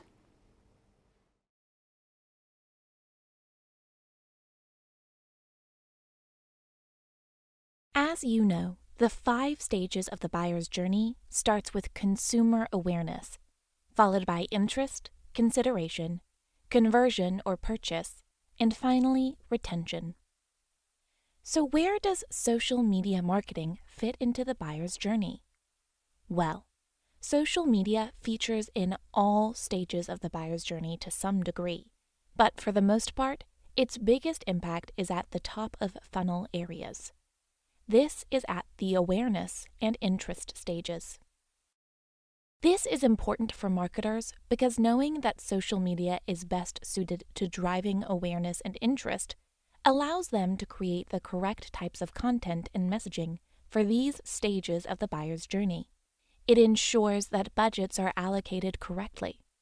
And it ensures that success is measured by awareness and interest metrics like reach and frequency, as well as by secondary effects, like increases in brand searches on Google from people who have engaged with you on social media, and are now aware and interested in your brand.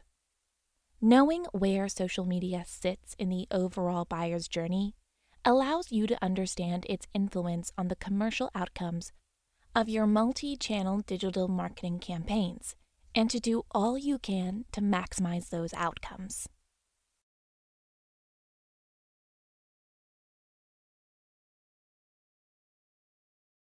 Currently, there are 5 major social platforms. These are Facebook, Twitter, LinkedIn, Instagram, and Snapchat. Each platform has a distinct, differentiating use case for marketers. Let's dive into each platform in detail, starting with Facebook. Facebook is the largest social platform. Its mission is to enable people to share information and content with others who work, study, and live around them, all around the world. Facebook is also a platform that allows brands and businesses to connect and build relationships with their consumers. It is great for large-scale reach. Facebook offers a highly mobile experience due to the way it seamlessly integrates social sharing and its mobile app. A benefit of this mobile experience is that marketers can engage consumers easily throughout the day, making it a highly effective channel for reaching audiences. In recent years, Facebook's audience is mainly associated with mid to older millennials aged 27 plus, as well as older age groups. Understanding the demographics of your audience is an important consideration when choosing which social platform to advertise on. Kinder Surprise Chocolate used Facebook video to help drive a 37% increase in sales from people who saw the videos. This amounted to 2.4 million people across Facebook and Instagram, and resulted in a 16-point increase in ad recall among those targeted. Twitter is a social network that enables its users to send and read short posts called tweets on a public platform. Part of what differentiates Twitter from the other social platforms is that it's very conversational in nature, due to the fast-paced, real-time dimension of its users' timelines. Twitter also introduced hashtags to the social sphere, which makes it a great place to discover content. Twitter is an excellent choice for participating in major cultural moments or events in real time. For example, if you want to join the conversation around a major sporting event like the World Cup, awards shows like the Oscars, popular TV show finales, music festivals, or even a business conference, Twitter is a great vehicle. Be mindful, however, of sponsorship stipulations associated with major events. Often, people take to Twitter seeking immediate customer service, so it's important to have service representatives listening and responding on Twitter regularly. Twitter is also great for sharing company news and product updates. To promote viewership and drive awareness and interest in women's basketball, the Spanish Basketball Federation drove 4 million impressions and 1.2 million pre-roll video views by broadcasting 14 live games using Twitter's live video tool, Periscope. This activity strategically targeted Twitter users and raised significant awareness and interest in women's basketball in Spain. LinkedIn is a social media platform that's used for building and developing professional connections, as well as reinforcing the mission and vision of a company. LinkedIn is focused on professional networking, so it's a great platform to use for recruitment, building relationships with current employees, fostering affinity groups, sharing corporate news, targeting corporate consumers, for example, American Express targeting H&W business travelers for platinum cards, B2B communication, and reaching consumers with an aspirational mindset. The tone you use on LinkedIn is very important. It's a business channel, so communication tends to be less whimsical and more professional than on other social channels. Adobe used sponsored content on LinkedIn to engage with digital marketing thought leaders around the world. Campaign results showed that 50% of these thought leaders agreed that Adobe is helping shape the future of digital marketing, and 79% agreed that Adobe would help them optimize their media spend. This is significant, as media spend optimization is a real pain point for digital leaders. So this was a particularly impactful campaign that spoke to the hearts and minds of the most important digital business leaders globally. Instagram is a visual platform that's used to share moments and to communicate your point of view to the world via photos and videos. It's owned by Facebook, and it integrates very effectively with the Facebook advertising platform. Instagram offers a fully visual and mobile experience where users can take, enhance, manipulate, and share photographs with their friends and followers. Its audience is younger than the Facebook audience, and more mobile too. Marketers can advertise on Instagram through Facebook. In this way, it offers access to a younger audience, which can supplement or support the older audience of Facebook within your social media campaigns. Lionsgate UK promoted the Oscar-winning movie La La Land using Instagram video, which resulted in much higher brand awareness for the film. Results from the campaign include a 24-point lift in ad recall, an 8-point lift in movie awareness, and a 4-point lift in movie viewing intent.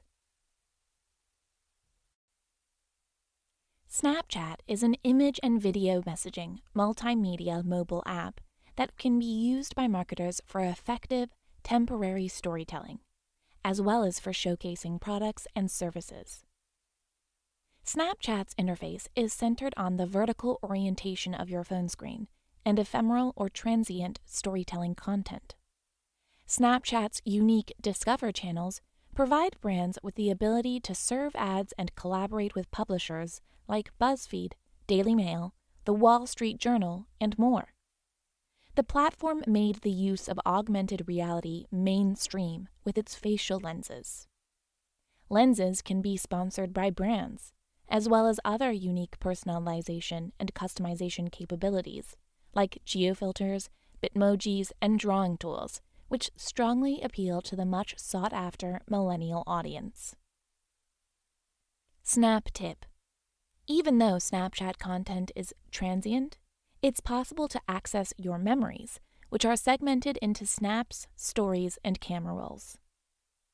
For the launch of the BMW X2, BMW wanted to change the way people discover new cars by turning the world into a showroom.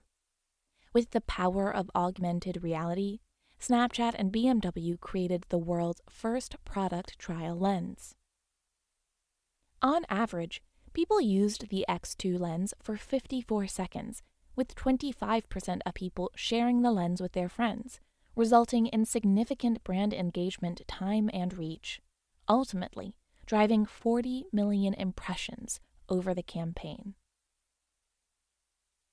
Some key terminology is used across all social media platforms. It's important for marketers to be able to recognize and understand these terms. Newsfeed. Also referred to as the home feed or timeline, the newsfeed is a center of content discovery on each social platform. It's where you see posts from friends, brands you are connected with, and advertisements from organizations that want to connect with you. Engagement. An engagement is any interaction that users take on a social post and includes likes, reactions, comments, retweets, regrams, shares, and so on. Username, handle. People and brands use usernames and handles to identify themselves on Twitter, Instagram, and Snapchat, and they are usually preceded by the @ symbol. Blocking. The blocking feature allows users to remove followers and prevents them from refollowing, mentioning, direct messaging, or otherwise contacting you on the platform. Mention. A mention is a post or comment that contains another user's username anywhere in the body of the message. Follower, fan. A follower or a fan is another user who has subscribed to receive and view your posts in their feed. Story. A story is a feature that allows users to share ephemeral moments from their day, which appear together in a slideshow format, creating a visual story. Each platform also has its own distinct terminology. These key terms are specific to Facebook. Profiles. Profiles are for non-commercial use and represent individual people. Through your profile, you can amass friends. You can also follow profiles to see public updates from people you're interested in, but aren't friends with. Pages. Pages look similar to personal profiles, but offer unique tools for businesses, brands, and organizations. They are managed by people who have personal profiles. You can like a page to see updates from that business in your newsfeed. Businesses would always choose to create a page and not a profile for their social activity. Business Manager.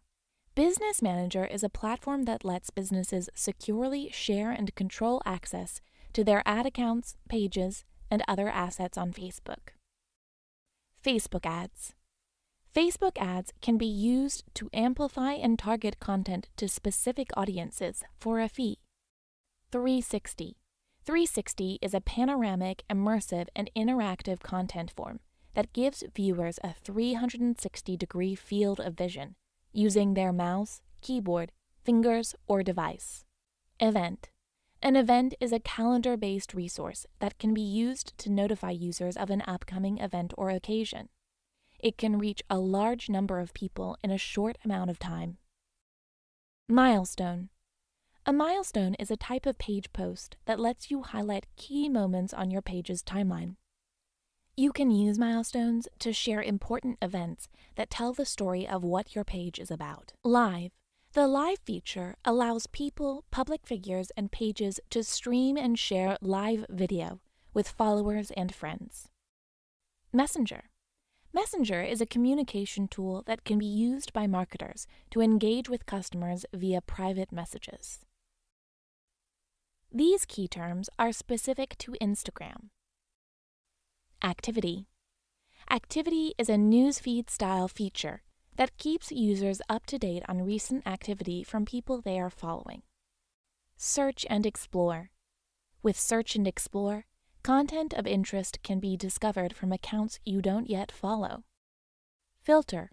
Filters are photographic enhancements that can be applied to content before publishing. Regram.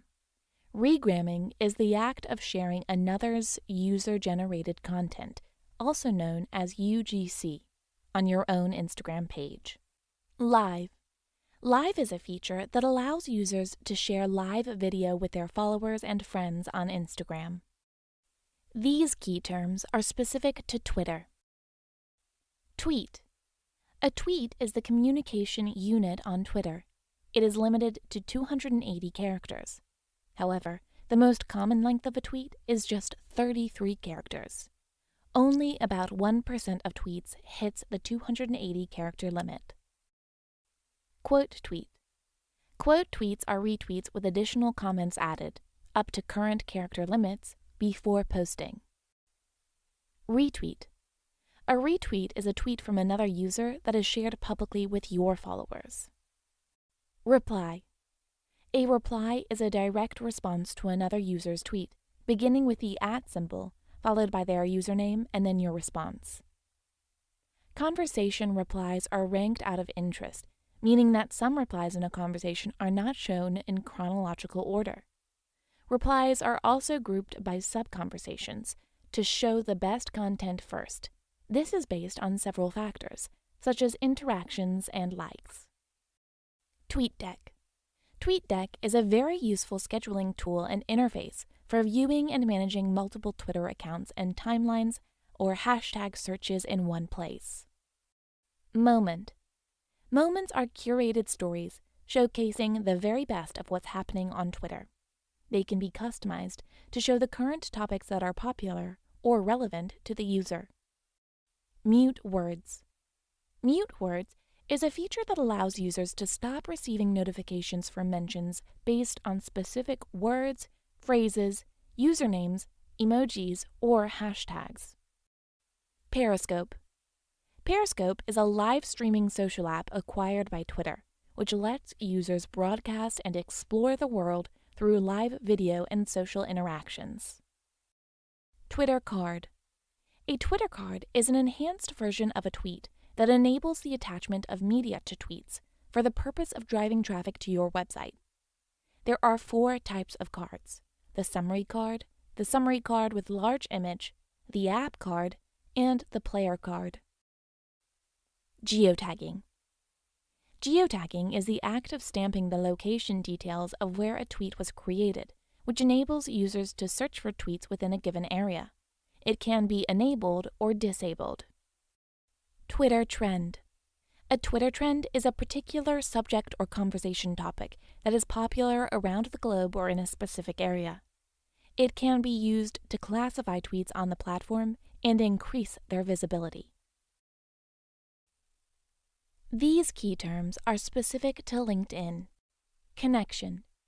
People in your network are called connections. Your network is made up of your first, second, and third-degree connections, as well as fellow members of your LinkedIn groups. Your communication options for your extended network vary, depending on the degree of connection. InMail. InMails are private emails available only to premium account holders. They can be sent to fellow professionals without needing an introduction, contact information, or connection. Company page.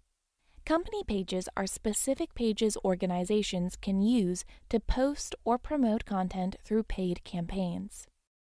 Premium account.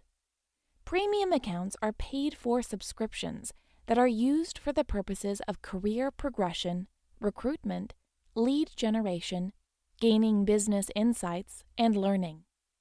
SlideShare. SlideShare is LinkedIn's content hosting platform. It works as a web service, letting you upload presentations, videos, infographics, and PDFs to share with everyone.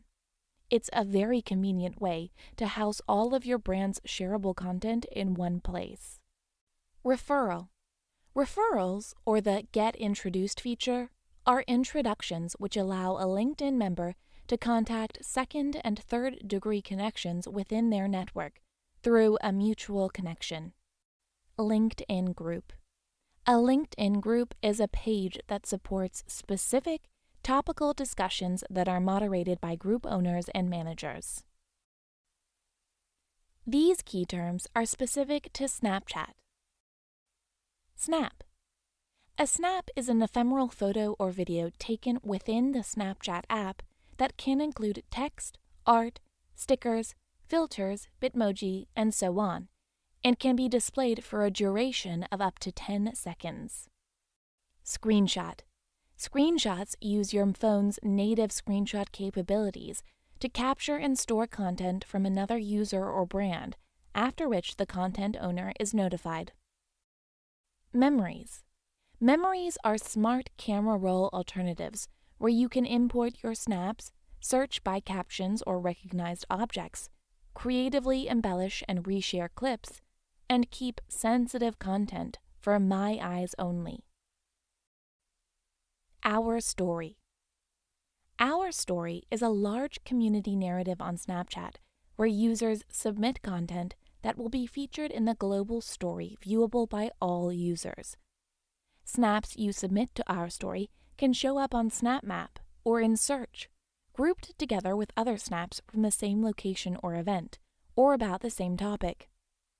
Snaps that are submitted to Our Story may be viewable for different amounts of time.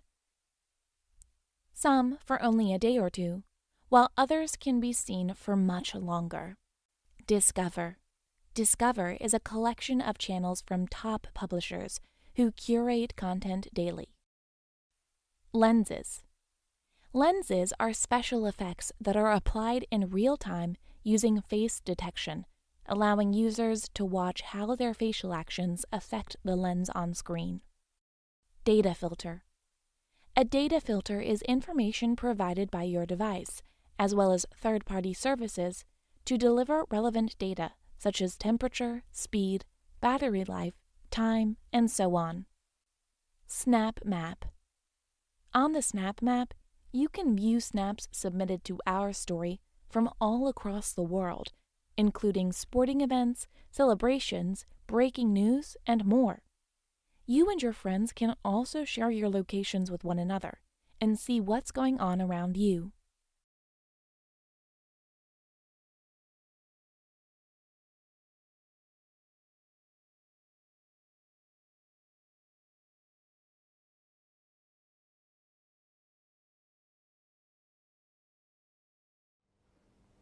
So you want to set up a social media experience for your business. What's the best approach to take? Well, it's important to choose the correct type of social media offering for your business. Most businesses today are active on more than one social channel, so you'll probably want to set up a few different accounts. But whatever channels you choose, you'll need to create a profile. It's important to choose the business version for your company profile. To complete your company profile, you'll need to create and upload assets, including profile pictures and cover photos. Always aim to choose images that depict your brand. This could be your logo, or a variation of your logo with people included. When it comes to a cover photo, ensure there is a focal point to the photo. Include light CTAs like phone numbers or recent offers, and ensure these are changed regularly so they're not out of date. It's best practice not to blend your cover photo with the profile pic, as they have different functions. However, you can draw attention to social media CTA buttons in your cover photo. As profile pics are on the left side, consider a left side focus to your cover photo and see what it looks like on mobile devices. To complete your company profile, you'll also need to write a bio to introduce your business and what you do. It's essential to match the tone of the social channel and its audience to your bio. Consider how to position the content you share on that channel. Some social channels allow you to include a contact details section and links to your website. Include these where possible.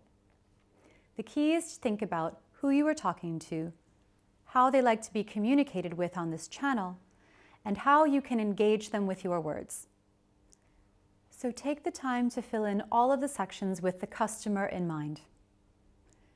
Be sure to completely fill out your company profile on all the social channels you're using, and try to keep the information you post as consistent as possible across all the sites. You may be having conversations with the same people on multiple platforms, so you'll want to position your brand in a way that's easy to recognize and encourages further reach.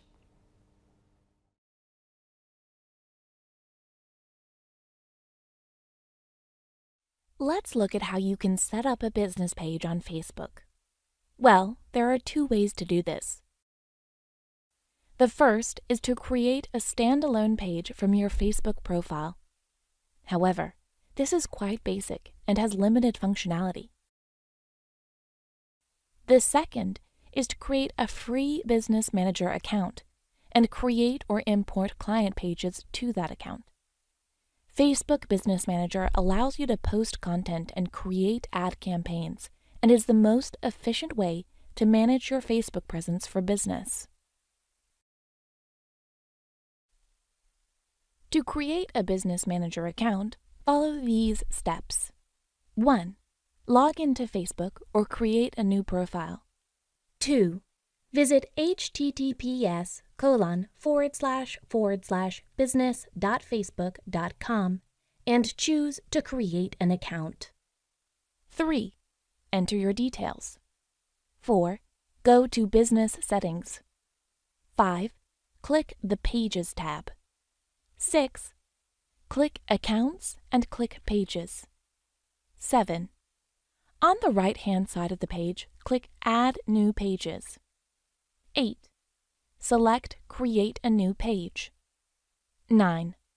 Enter the page name and other details, and upload creative assets when prompted to do so. It is recommended that digital marketing professionals choose to run and manage social activity through Facebook Business Manager, as it allows for more precise targeting options, centralized management of all pages and ad campaigns, integration with Instagram, and other enhanced features that aren't as readily available through native page creation. Overall, you can do more and do it faster with Business Manager, and this will give you an edge over competitors who opt for the native platform. Facebook tip. It is also possible to add an existing page which you own, or request access to a page from a client.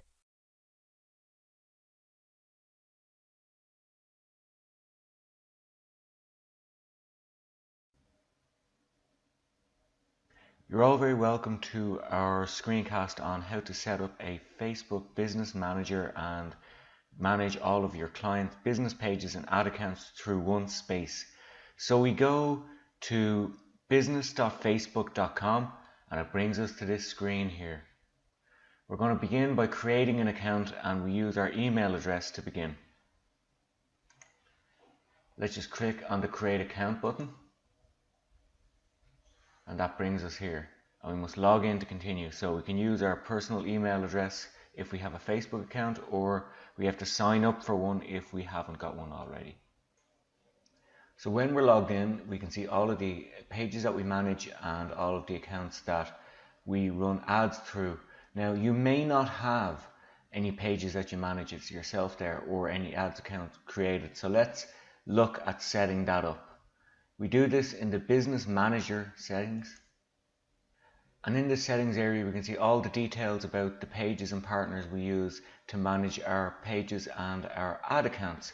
So if you want to add people, users to your ad account, people on your team, you can do that in the people section here of the users areas, depending on where you are, so on pages or ad accounts, etc. If you want to import pages from your clients, we click on this and then we can add a page, and we can choose to add a page, request access to a page, or create a new page. If you're doing it for your own business and you haven't got a Facebook page, this is where you should do it. If you want to import a client's business page so you can manage it, this is where you do that here. And if you want to add a page that you already have access to through your normal Facebook profile, you can just add it in here. Likewise with ad accounts, we can add an ad account which we already own ourselves. We can request access from a client account, or we can create a new ad account. We can add our Instagram accounts, apps. We can add some detail about the business we're in and different things. If we want to do things like import our e-commerce store, we can do this in the catalog section here. So this will allow us to run product listing ads on Facebook itself. If we want to manage the pixels are our remarketing pixel or our conversion pixel. We can do that in here, and then we've got some other offline event sets, different conversions that we can create ourselves, source groups and shared audiences, which are the remarketing list that we use. We've also these other features around brand safety, registrations and integrations. We have our payments and our standard administrative pieces here. So within Facebook Business Manager, it's a very powerful tool for just managing a bunch of different ad accounts, or indeed a number of different pages as well. We have, and I'll just go back to the start screen here. So we do have a drop down area here which shows us all of the different areas we can look at, including our analytics, attribution, testing, our different areas around ads manager or pages, anything we want to do with our apps. We've got audience insights and campaign planner here, different assets, all of the different areas of Facebook and indeed Instagram advertising can be managed through here, and it's a very simple and straightforward way of managing multiple accounts very quickly. So I'd encourage everyone who does work with Facebook advertising or Facebook pages to set up a Facebook Business Manager account and not run it through your personal profile anymore, where this is your core area for all of your digital marketing work, because it gives you access to more features and more functionality, and it's free. So anything you're doing on Facebook or Instagram, Facebook Business Manager is where you do it. And the URL for that is business.facebook.com. So let's take a quick look at setting up a page and managing a page through Business Manager. So our pages area are up the top and our ad account area is down the bottom. Let's click into a page. So once your page loads up, we're able to see a business profile here. Now this is very important. You shouldn't use a personal Facebook profile to do any business or digital marketing activity, because you can't do any advertising, and it limits the amount of functionality you can do to engage with your audience. So always use a Facebook business page, which is what we can set up in the Business Manager here, and you get an experience like this where you have your video up the top, you've got your profile picture, you have a number of reviews and recommendations, and then your posts will appear, photos, different things like that. Down the left hand side with all of the different areas that we can look at, and indeed we can include things like our maps, locations, phone number, all of that stuff. We can see our followers, we can just see some detail about what we want to do. Up the top here we have an important menu which shows us our page itself, inbox communications with our followers, notifications about our page, insights where we see data about our audience, and publishing tools. I'll go into insights in another screencast and we'll talk about that, but for the moment let's look at publishing tools.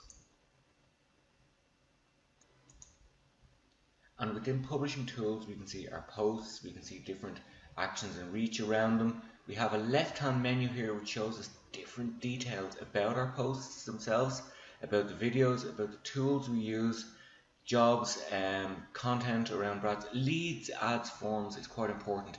If you're doing any kind of lead generation on Facebook, you must create a form here and it's stored in the forms library, and then you're able to set up your leads from there. If you want to have a creative and interesting mobile experience, you can click in on the canvas area and design your own Facebook splash page and landing area with different features to engage a mobile audience. Likewise, there are some interesting tools around Creator Studio and in the sound collection area. This is always growing, always being developed, so do check the publishing tools from time to time and see what's in there, and just play around with certainly the creative area in tools and indeed the canvas area. Quite important again, if you're doing lead stuff, you should focus that in here. So in a nutshell, that is a whistle-stop tour of the Facebook page area in Business Manager. Would encourage you to explore it yourself and start playing with these interesting features of Facebook Business Manager. These features that are more developed in Business Manager than the traditional Facebook experience. So definitely go in there and definitely explore this area. And finally, before we finish, the settings area is somewhere you can explore to do different administrative things to your account. We'll have a quick look now. In the settings area, we have our left-hand menu here, which will show different levels of the settings, including things like information around our page and what we try and do with our business itself. If we want to add roles, people to the account, people to look and have access to our stuff, authorizations, different branded content, include Instagram, all of the different features are all here. And that is Facebook Business Manager for digital marketers.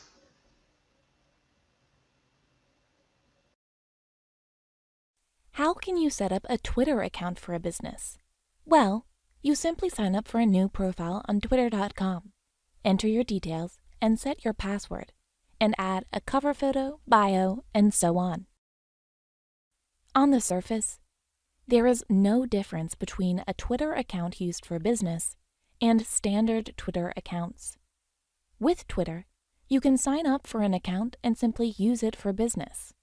However, additional features are likely to be rolled out for business accounts in the future.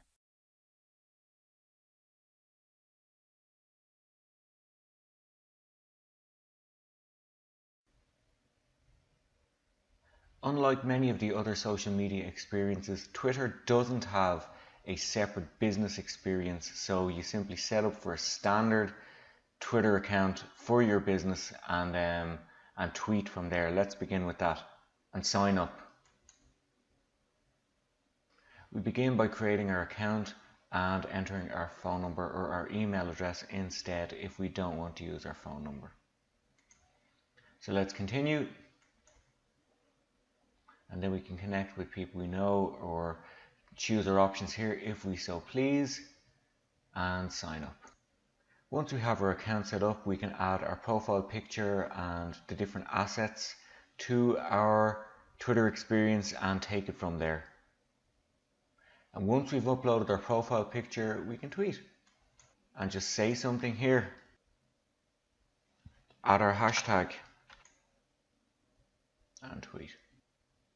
When we refresh, we can see our tweet in our timeline along with a number of other areas and suggested followers, different trends, different things like that. And that is basically how you set up a Twitter profile for business. Next, let's look at setting up a company page on LinkedIn. A company page on LinkedIn requires all of the same creative assets as the other social channels, such as a cover photo, profile pic, and About Us or bio information. However, it is more professional and businesslike in tone to match the audience of this professional social network. To create a company page on LinkedIn, follow these steps. 1. Click the work icon in the top right corner of your LinkedIn homepage. 2. Click Create a Company Page. 3. Enter your company name and choose a URL. 4. Check the verification box to confirm you have the right to act on behalf of the company in the creation of the page. 5. Click the Create Page button. Businesses need to set up a company page to avail of additional features, such as advertising and analytics, on LinkedIn.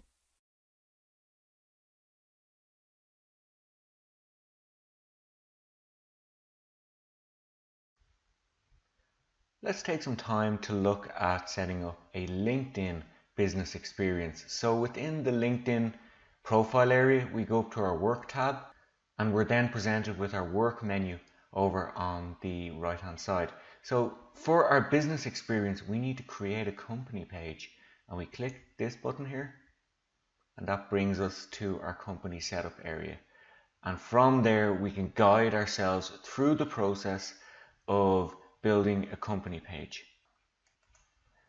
Once we have our page set up, we're able to manage the experience of our page itself. So we can add our profile image, a header image, we can add a tagline, we can post, we can drive updates to our groups, or do all of the different engagement features that a LinkedIn company page allows businesses to do. It's very important that if you want to advertise on LinkedIn, you need to create a company page, because you take your posts or your content from your company page and you promote that out. You cannot promote content or posts from a personal profile. You can only do it from a company page. That is why a company page should be set up for your clients or for your own business itself to promote yourself on LinkedIn. Next, Instagram. How do you set up an Instagram business account? To set up an Instagram business account, follow these steps. 1. Download the Instagram app on your mobile phone and connect to Facebook. 2. Go to the app menu and choose the settings icon. 3. Choose to switch to business account. 4. Add your business details, bio, and so on. 5. Connect your Instagram business account to your Facebook company page. As Instagram is a mobile native app, you need to set up your account by downloading the app to your phone and then connecting to Facebook. From there, you can change your Instagram profile to a business account in the app and begin to market your products. If you have a Facebook company page for your business, you can link your Instagram business account to your company page and manage paid promotions through Facebook Business Manager.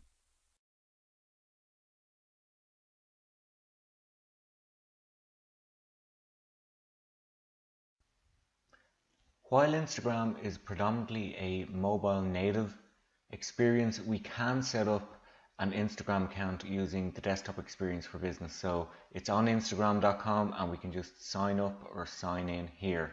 Let's begin with that. In the sign up area, we can choose to log in with Facebook or indeed add our details. So let's add our details. We're then able to choose who we might want to follow, and we can just select who we'd like to and then move on. From there we can see any posts that are in our feed from who we follow and some suggestions for who we would like to follow, and indeed personalizing our profile simply by clicking on it here. So we can edit our profile, we can change our photo, for example. We can then confirm our email address, add our phone number, add any details about ourselves, our website, or what we do. And we should do all that to enhance our experience. From there, we can go back into Facebook Business Manager and into our business settings area. In our business settings area, we can go to Instagram accounts and add an Instagram account. So we simply need the username and the password to add an account. Once we've added our Instagram account, we'll see it in our Instagram account settings here, and then we can assign a link between this Instagram account and different ad accounts so we can publish across Facebook and indeed Instagram from one location in Facebook Business Manager. And that's the real value of adding your Instagram account to your Business Manager account, is that you can publish across paid promotion in both Facebook and in Instagram from one location, one billing source, and optimize your activity for the two different audiences. Finally, let's turn to Snapchat. Simply download the Snap app on your mobile phone and sign up. Then go to ads.snapchat.com and enter your business details to begin using the business functionality. Snapchat doesn't have specific business pages, but in the majority of cases, it's possible to promote your business on Snapchat using standard features, such as lenses and stories. In addition, extra functionality for paid promotion is available to businesses who are signed up to the Ads Manager.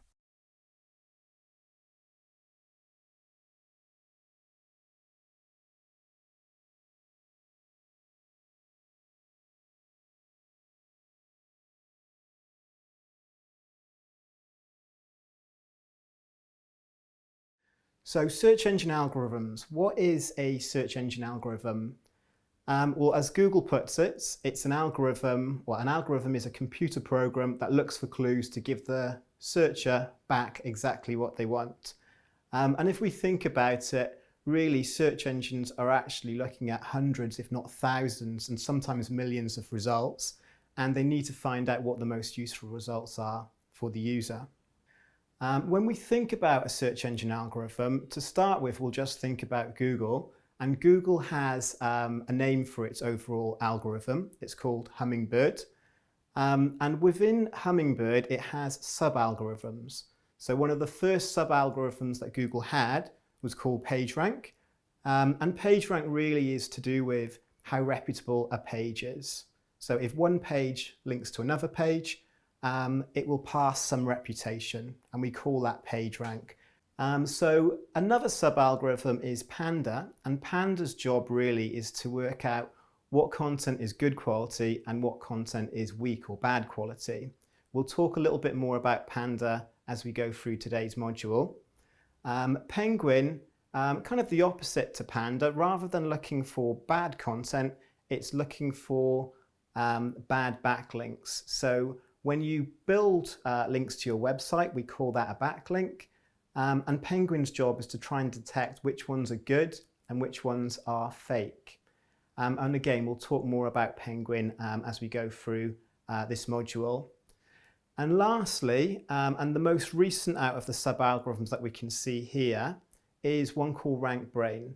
And this is Google's way of really trying to understand what the intent is behind a keyword or a key phrase. And it actually uses artificial intelligence and machine learning. So we've covered some of the sub-algorithms, and we know that Hummingbird is the name for the main algorithm.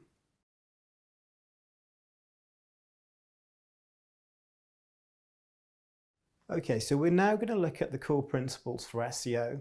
Now, I mentioned that I've been doing SEO for 10 years, and in that time, the core principles haven't changed. We have the technical side of SEO. That's making sure your website is search engine friendly. We have the on-page optimization. That's thinking a little bit about who your customers are and creating relevant content for those customers. And then we have the off-page optimization. So these are the external factors that build up your website's reputation. So if you get those three things right, you're going to have really strong rankings. And we're going to explore all of those three areas in detail in this module.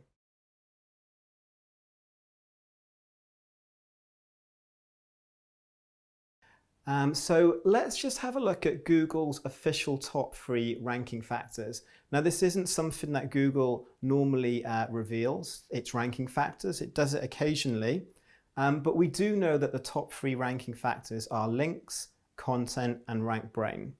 By links, we actually mean backlinks. So this is when a website, an external website, links to yours. That's a backlink. And we believe that this is the top ranking factor. After that, we have content. So it's thinking about having relevant content that targets the keywords that you want to rank for. And lastly, as we mentioned briefly earlier, RankBrain is a sub-algorithm of Google's overall algorithm. And it's really the artificial intelligence behind Google. And it's a lot to do with trying to understand the underlying meaning of any given keyword. But interestingly, there's actually over 200 ranking factors. So there are a lot of them. But fortunately, we can group these into categories. So when we looked at technical SEO, on-page SEO, and off-page SEO, all of these 200 ranking factors fit somewhere within those 3. And another phrase you may have heard of if you're familiar with SEO, and if you're not familiar with SEO, these are the kind of phrases that pop up, is black hat and white hat SEO. Now, black hat SEO is the name given to people that intentionally and sometimes unintentionally break Google's guidelines. So Google has a list of guidelines that you can find online, and it encourages webmasters to follow those guidelines. If you do break the guidelines, you run the risk of getting a search engine penalty, and that means that you'll lose a lot of SEO progress that you've built up. White hat SEO is a little bit different, or it's the complete opposite, and it's essentially when you abide by Google's guidelines. And that's what we're going to be focusing on today, is what you need to do to abide Google's guidelines to make really good SEO progress. But we will also highlight some of the black hat techniques that you'll want to keep an eye on and make sure you're not doing. Now, we meant in the top 3 ranking factors, we didn't mention any technical SEO factors. And that's because it's not quite as important when it comes to ranking a page. But what we will quickly review now are the top 3 technical SEO ranking factors. So the first one is mobile SEO, and that's making sure that your website offers a really good user experience on mobile devices and tablets. The second one is HTTPS. So when you go onto a website, sometimes you'll notice that some web pages are secure and have HTTPS and some don't. In recent years, Google has encouraged webmasters to move to HTTPS. They want a more secure web, and it's a slight ranking factor at the moment. The third one is site speed. So, if you've been on a slow website, you probably know it's not the best experience, and that also is a ranking factor. We'll talk about site speed in more detail later in the module.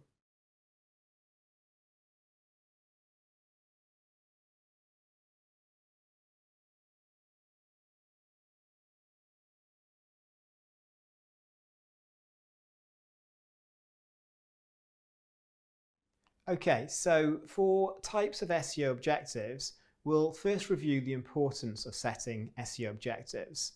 And the first one's actually really important. It's to do with the encouragement of buy-in from key stakeholders. So let's imagine you've got a marketing manager as your boss, or maybe the marketing director, or possibly you even report to the CEO. Maybe even you run an agency and your stakeholders might be your clients. But from my experience, for SEO to really work, it needs to be embraced in the company. And I think historically, for some reason, SEO has built up this reputation of being a bit of a dark art.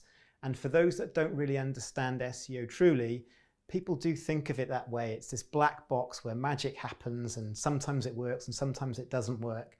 And really what your goal is to inform the stakeholders who are responsible for SEO in some way, how SEO actually works.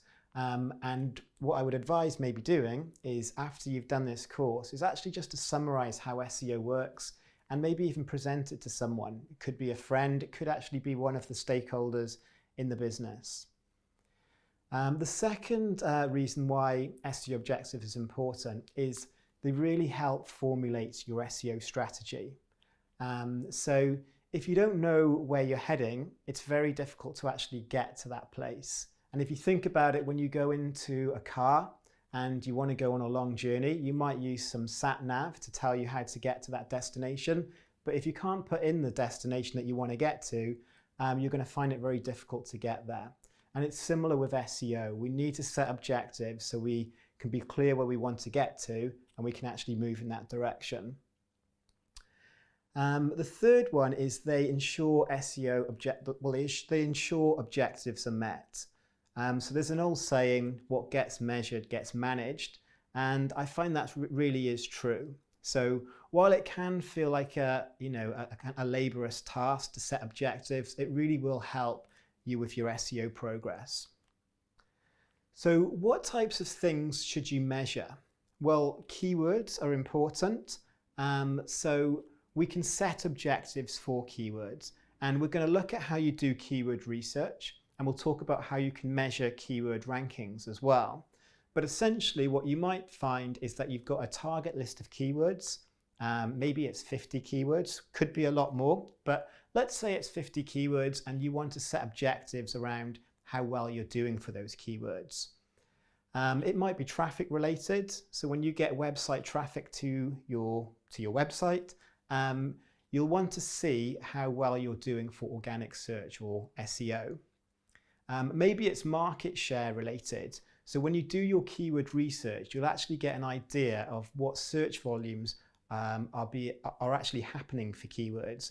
And when you do that, you can start to work out what the market share is for a list of keywords that you want to target. And perhaps you're getting a certain percentage of the market share and you want to increase that. For brand and product awareness, well, the more people are talking about your brand and searching for your brand, that's going to have a positive impact on your business. So we'll talk about some ways of measuring the brand. Lead generation. Now, not all businesses can accept money on their website. Some just sell services, for example. And we need a way of measuring how well that website is operating in terms of leads for the services. Another one is backlinks. So if you want to build up your website's reputation, the best way to do this is by encouraging other websites to link to your site. So we can set SEO objectives such as, hey, let's try and build 5 backlinks in the next 30 days.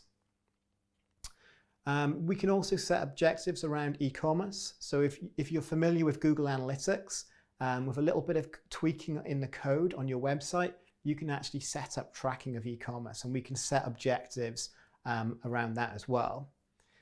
Maybe you're a large publisher or a blogger, and it might be that actually the way that your business succeeds is by selling ad revenue. So that might be a way that you'll want to look at setting objectives.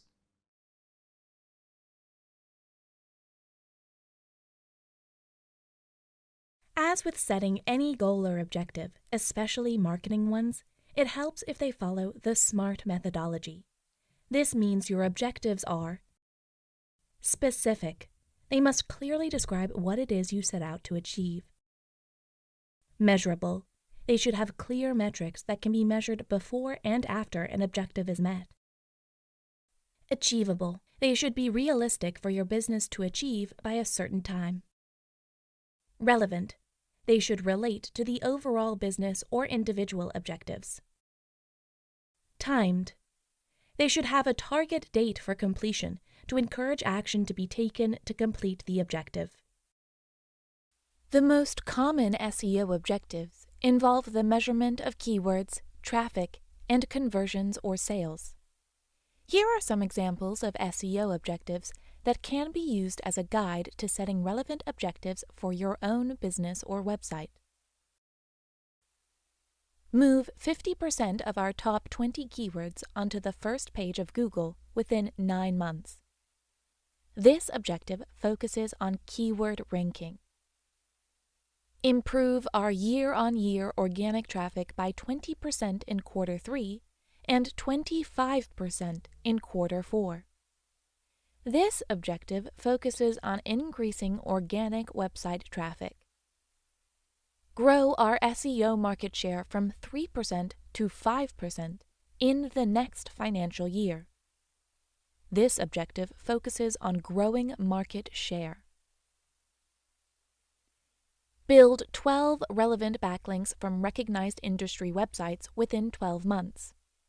The aim of this objective is to improve website reputation.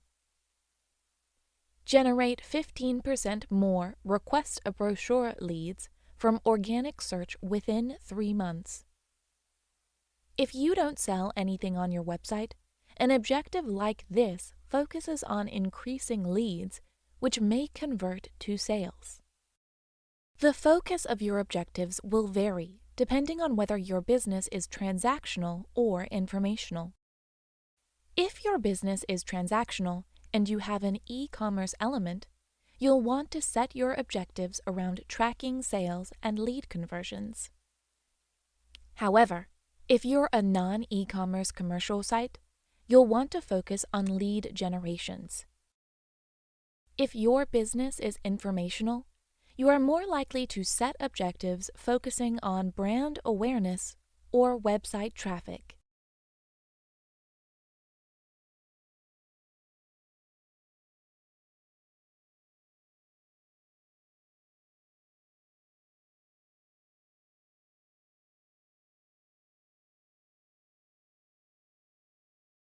Okay, so we have looked at the core principles earlier, but we're just having a recap now in terms of how important those core areas are for your rankings. So the technical SEO is relatively quite small. It doesn't mean it's unimportant. If you get your technical SEO wrong, it means your content might not be able to be crawled or indexed. It's a bit of a showstopper. But what is more important is on-page optimization. So that's maybe nearly 3 times as important. We're going to say about 30% of the total rankings.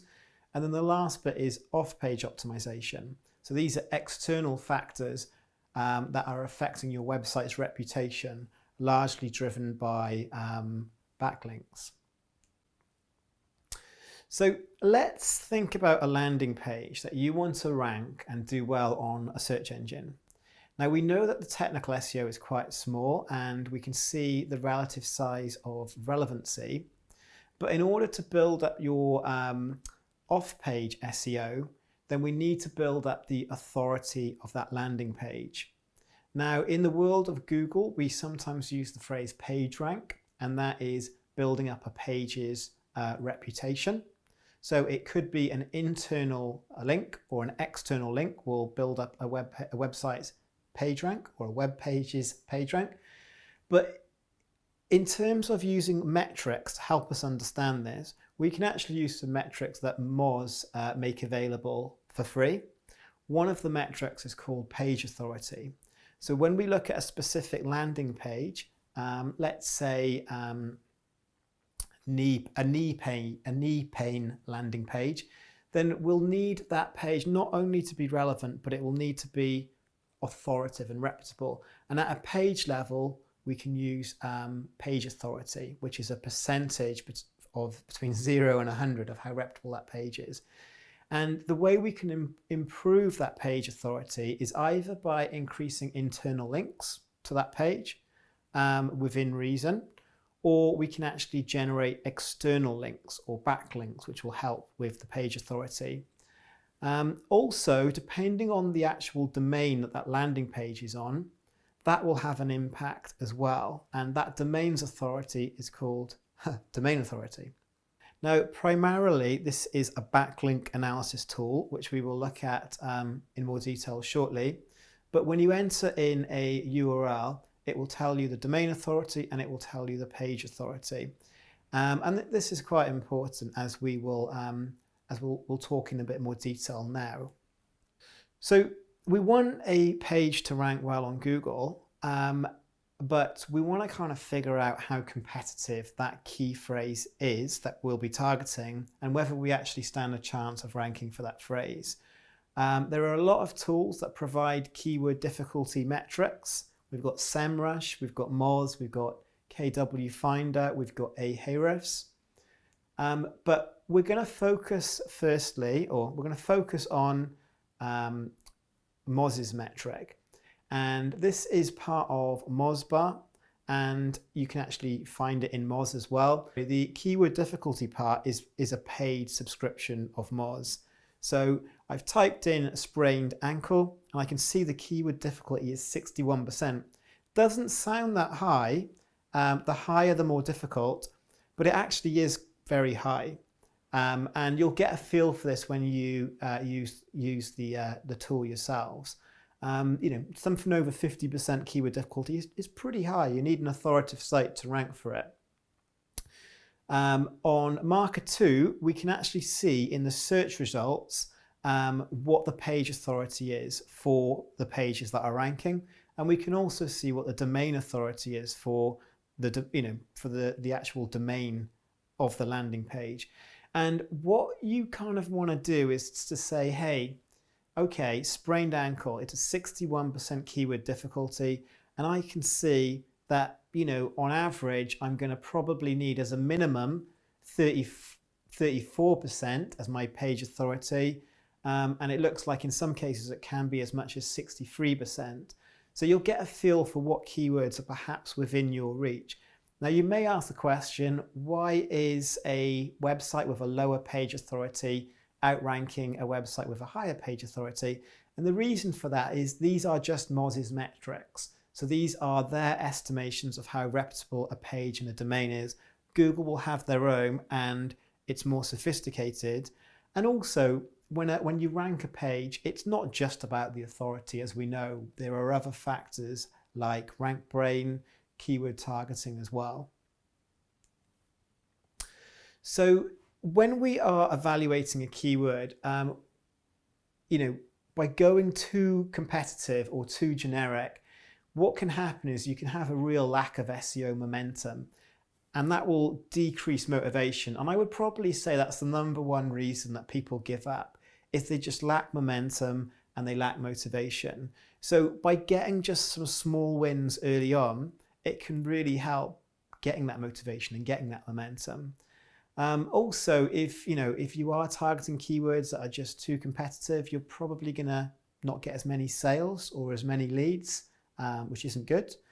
And also it can set unrealistic expectations. Maybe you're doing work for your boss, and he's following 10 keywords that you're targeting, but they're just without, they're out of your reach in the short to medium term.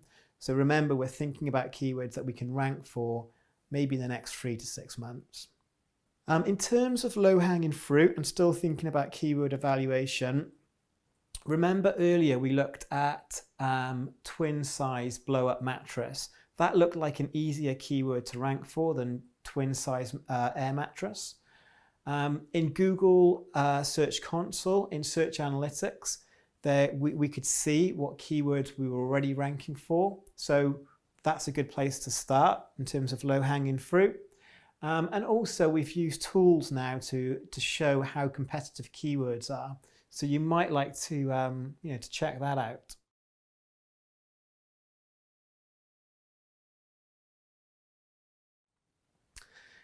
Moving on now to competitive research. So there's going to be a range of reasons why your competitors are doing well. And we've actually got quite a lot of different tools that you can check out. Built With gives you an idea of how a page is constructed from a technology perspective. It will give you an idea of what content management system they're using, maybe what email provider they're using, quite a lot of details like that you might want to check out. SimilarWeb is a website that gives you an idea of an estimation of how much traffic a website gets, and also where that traffic comes from before going to a website and where it then goes to. SEMrush is great for keyword research and competitive research. BuzzSumo, a good content marketing competitive research tool. SEO Monitor is actually really good at working out how you're doing compared to competitors from a market share perspective. And then the bottom three are really good backlink analysis tools. So let's just have a little look at SEMrush. I'm a big fan of SEMrush. I think when it comes to competitive research, you won't find a better tool. And what you can do in this case is we've entered in a URL. I've selected the country that I want to research for that URL, and SEMrush will come back with all the keywords that it knows about for that particular landing page. It will include where that landing page ranks for the country that you selected, and it will also tell you what the search volume is and also how difficult that keyword is according to SEMrush. There's lots more to SEMrush than what you're seeing right now. It has a free and a paid version. So definitely check that out and consider using it for competitive keyword research. And when we are thinking about competitive research, what can happen when you miss important keywords that your competitors are targeting? Well, I guess you might lose momentum and your competitors might gain momentum. And also it's essentially you'll have content gaps. So there will be gaps in terms of content that you should really be fulfilling if you want to attract as many customers as possible. We're now going to have a little look at SEO Monitor, and I mentioned before what this tool actually does a lot of things, and it really neatly integrates into Google Search Console. It does a lot of data with Google Search Console. But one of the things I quite like from a competitive research perspective is it will give you an idea of how you're doing for a definitive list of keywords in terms of market share. So it may well be that your visibility score is 34% and your top competitor's visibility score might be 74%. So you'll be able to kind of gauge how you're progressing, hopefully, and catching up competitors. In terms of remaining competitive and having content that's shared on social media, this is quite important. So social media like Facebook and Twitter, it doesn't have a direct impact on ranking. So if you got a page that had 1,000 likes on Twitter or on Facebook, or maybe 2,000 retweets on Twitter, there's no evidence to show that that actually helps your SEO. But the indirect benefit is that more people will see your content, and it may well be that some of those people are journalists, some are bloggers, and some are key influencers. And they may decide to link to your site through a backlink, and that will actually help directly with your SEO rankings. So with that in mind, it's quite good if you can research how your competitors are doing in terms of their top performing social content. And that's where this really nice, cool tool called BuzzSumo comes into play. So in this case, I have entered the phrase RankBrain, and it's actually showing me the top pages that were shared socially for that particular phrase. I've got it selected for the last year, but you can change the date. And that's quite useful. If if I'm interested in RankBrain and I want to, rank for that phrase, then I'll want to see who's being shared socially the most. Now, a lot of these sites that are doing well, they probably have quite big social media followers anyway. So that might be one reason for it. And the other thing that you can bear in mind is I actually use this tool as a way of staying up to date with SEO. So, if I've had quite a busy week, on a Friday, I might type in SEO into BuzzSumo, put it for the last week, and I'll see what are the most popular articles that have been written. So it can be really good for that as well. Rather than put a keyword into BuzzSumo, you can put a domain.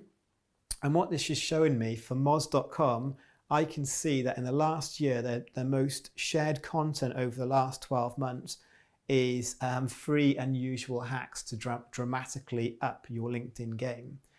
It had over 17,000 shares on Facebook, Twitter, LinkedIn, and some of the other big social media sites.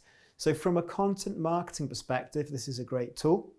But because we know that more social shares has an indirect benefit of more backlinks, then this can be quite good for SEO as well.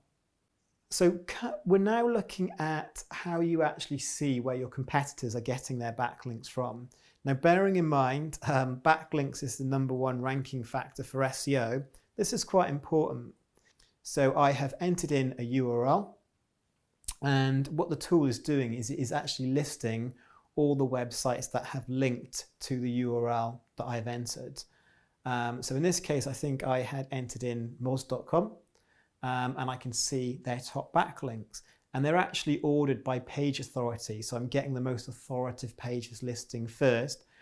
And by default, the target is set to this page, which means the URL that you have actually entered. But you might want to change that to the root domain, which will actually give you backlinks for the whole domain. That's a really good tool. And, just speaking to some agencies, I would maybe say, a bit of a guess, but maybe 20% of backlinks that an agency doing SEO would get would come from using backlink analysis tools. Now, in some cases, they might just replicate a particular backlink. It's something they can recreate, or they may just learn the strategies. Maybe they've observed that Moz are very good in the blogosphere, or maybe for another website, they're very good with PR, particularly with newspaper websites. So there are insights that you can really use to help with your SEO strategy.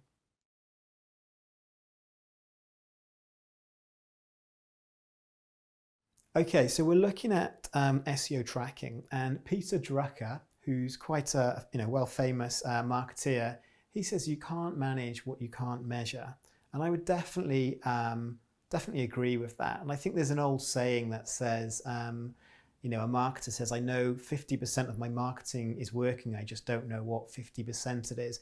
And in digital marketing, we have the tools to actually measure and report at a much more granular level than we did in years gone by. So we're going to look at keyword rankings reporting, organic traffic reporting, and website conversion reporting.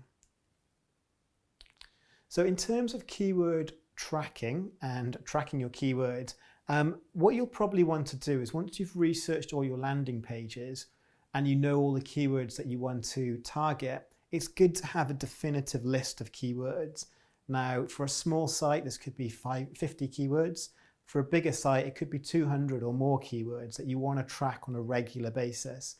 And bearing in mind that most SEO traffic comes from those top 5 positions, you'll want to know what keywords are in those top 5 positions, and maybe what keywords are just outside those 5 positions.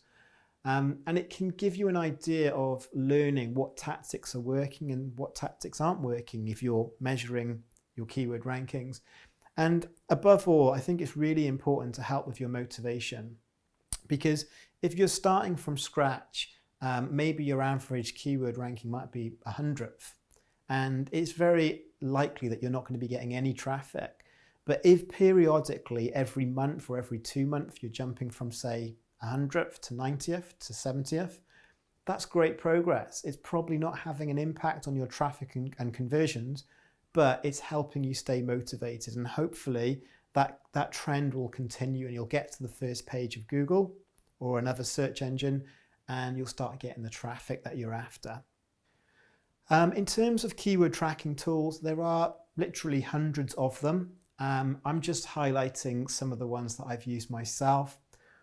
Whatsmyserp.com is actually a free one, and you can use it for a handful of keywords. It will tell you your ranking very quickly, so definitely worth checking out for a cheap and cheerful way of doing it.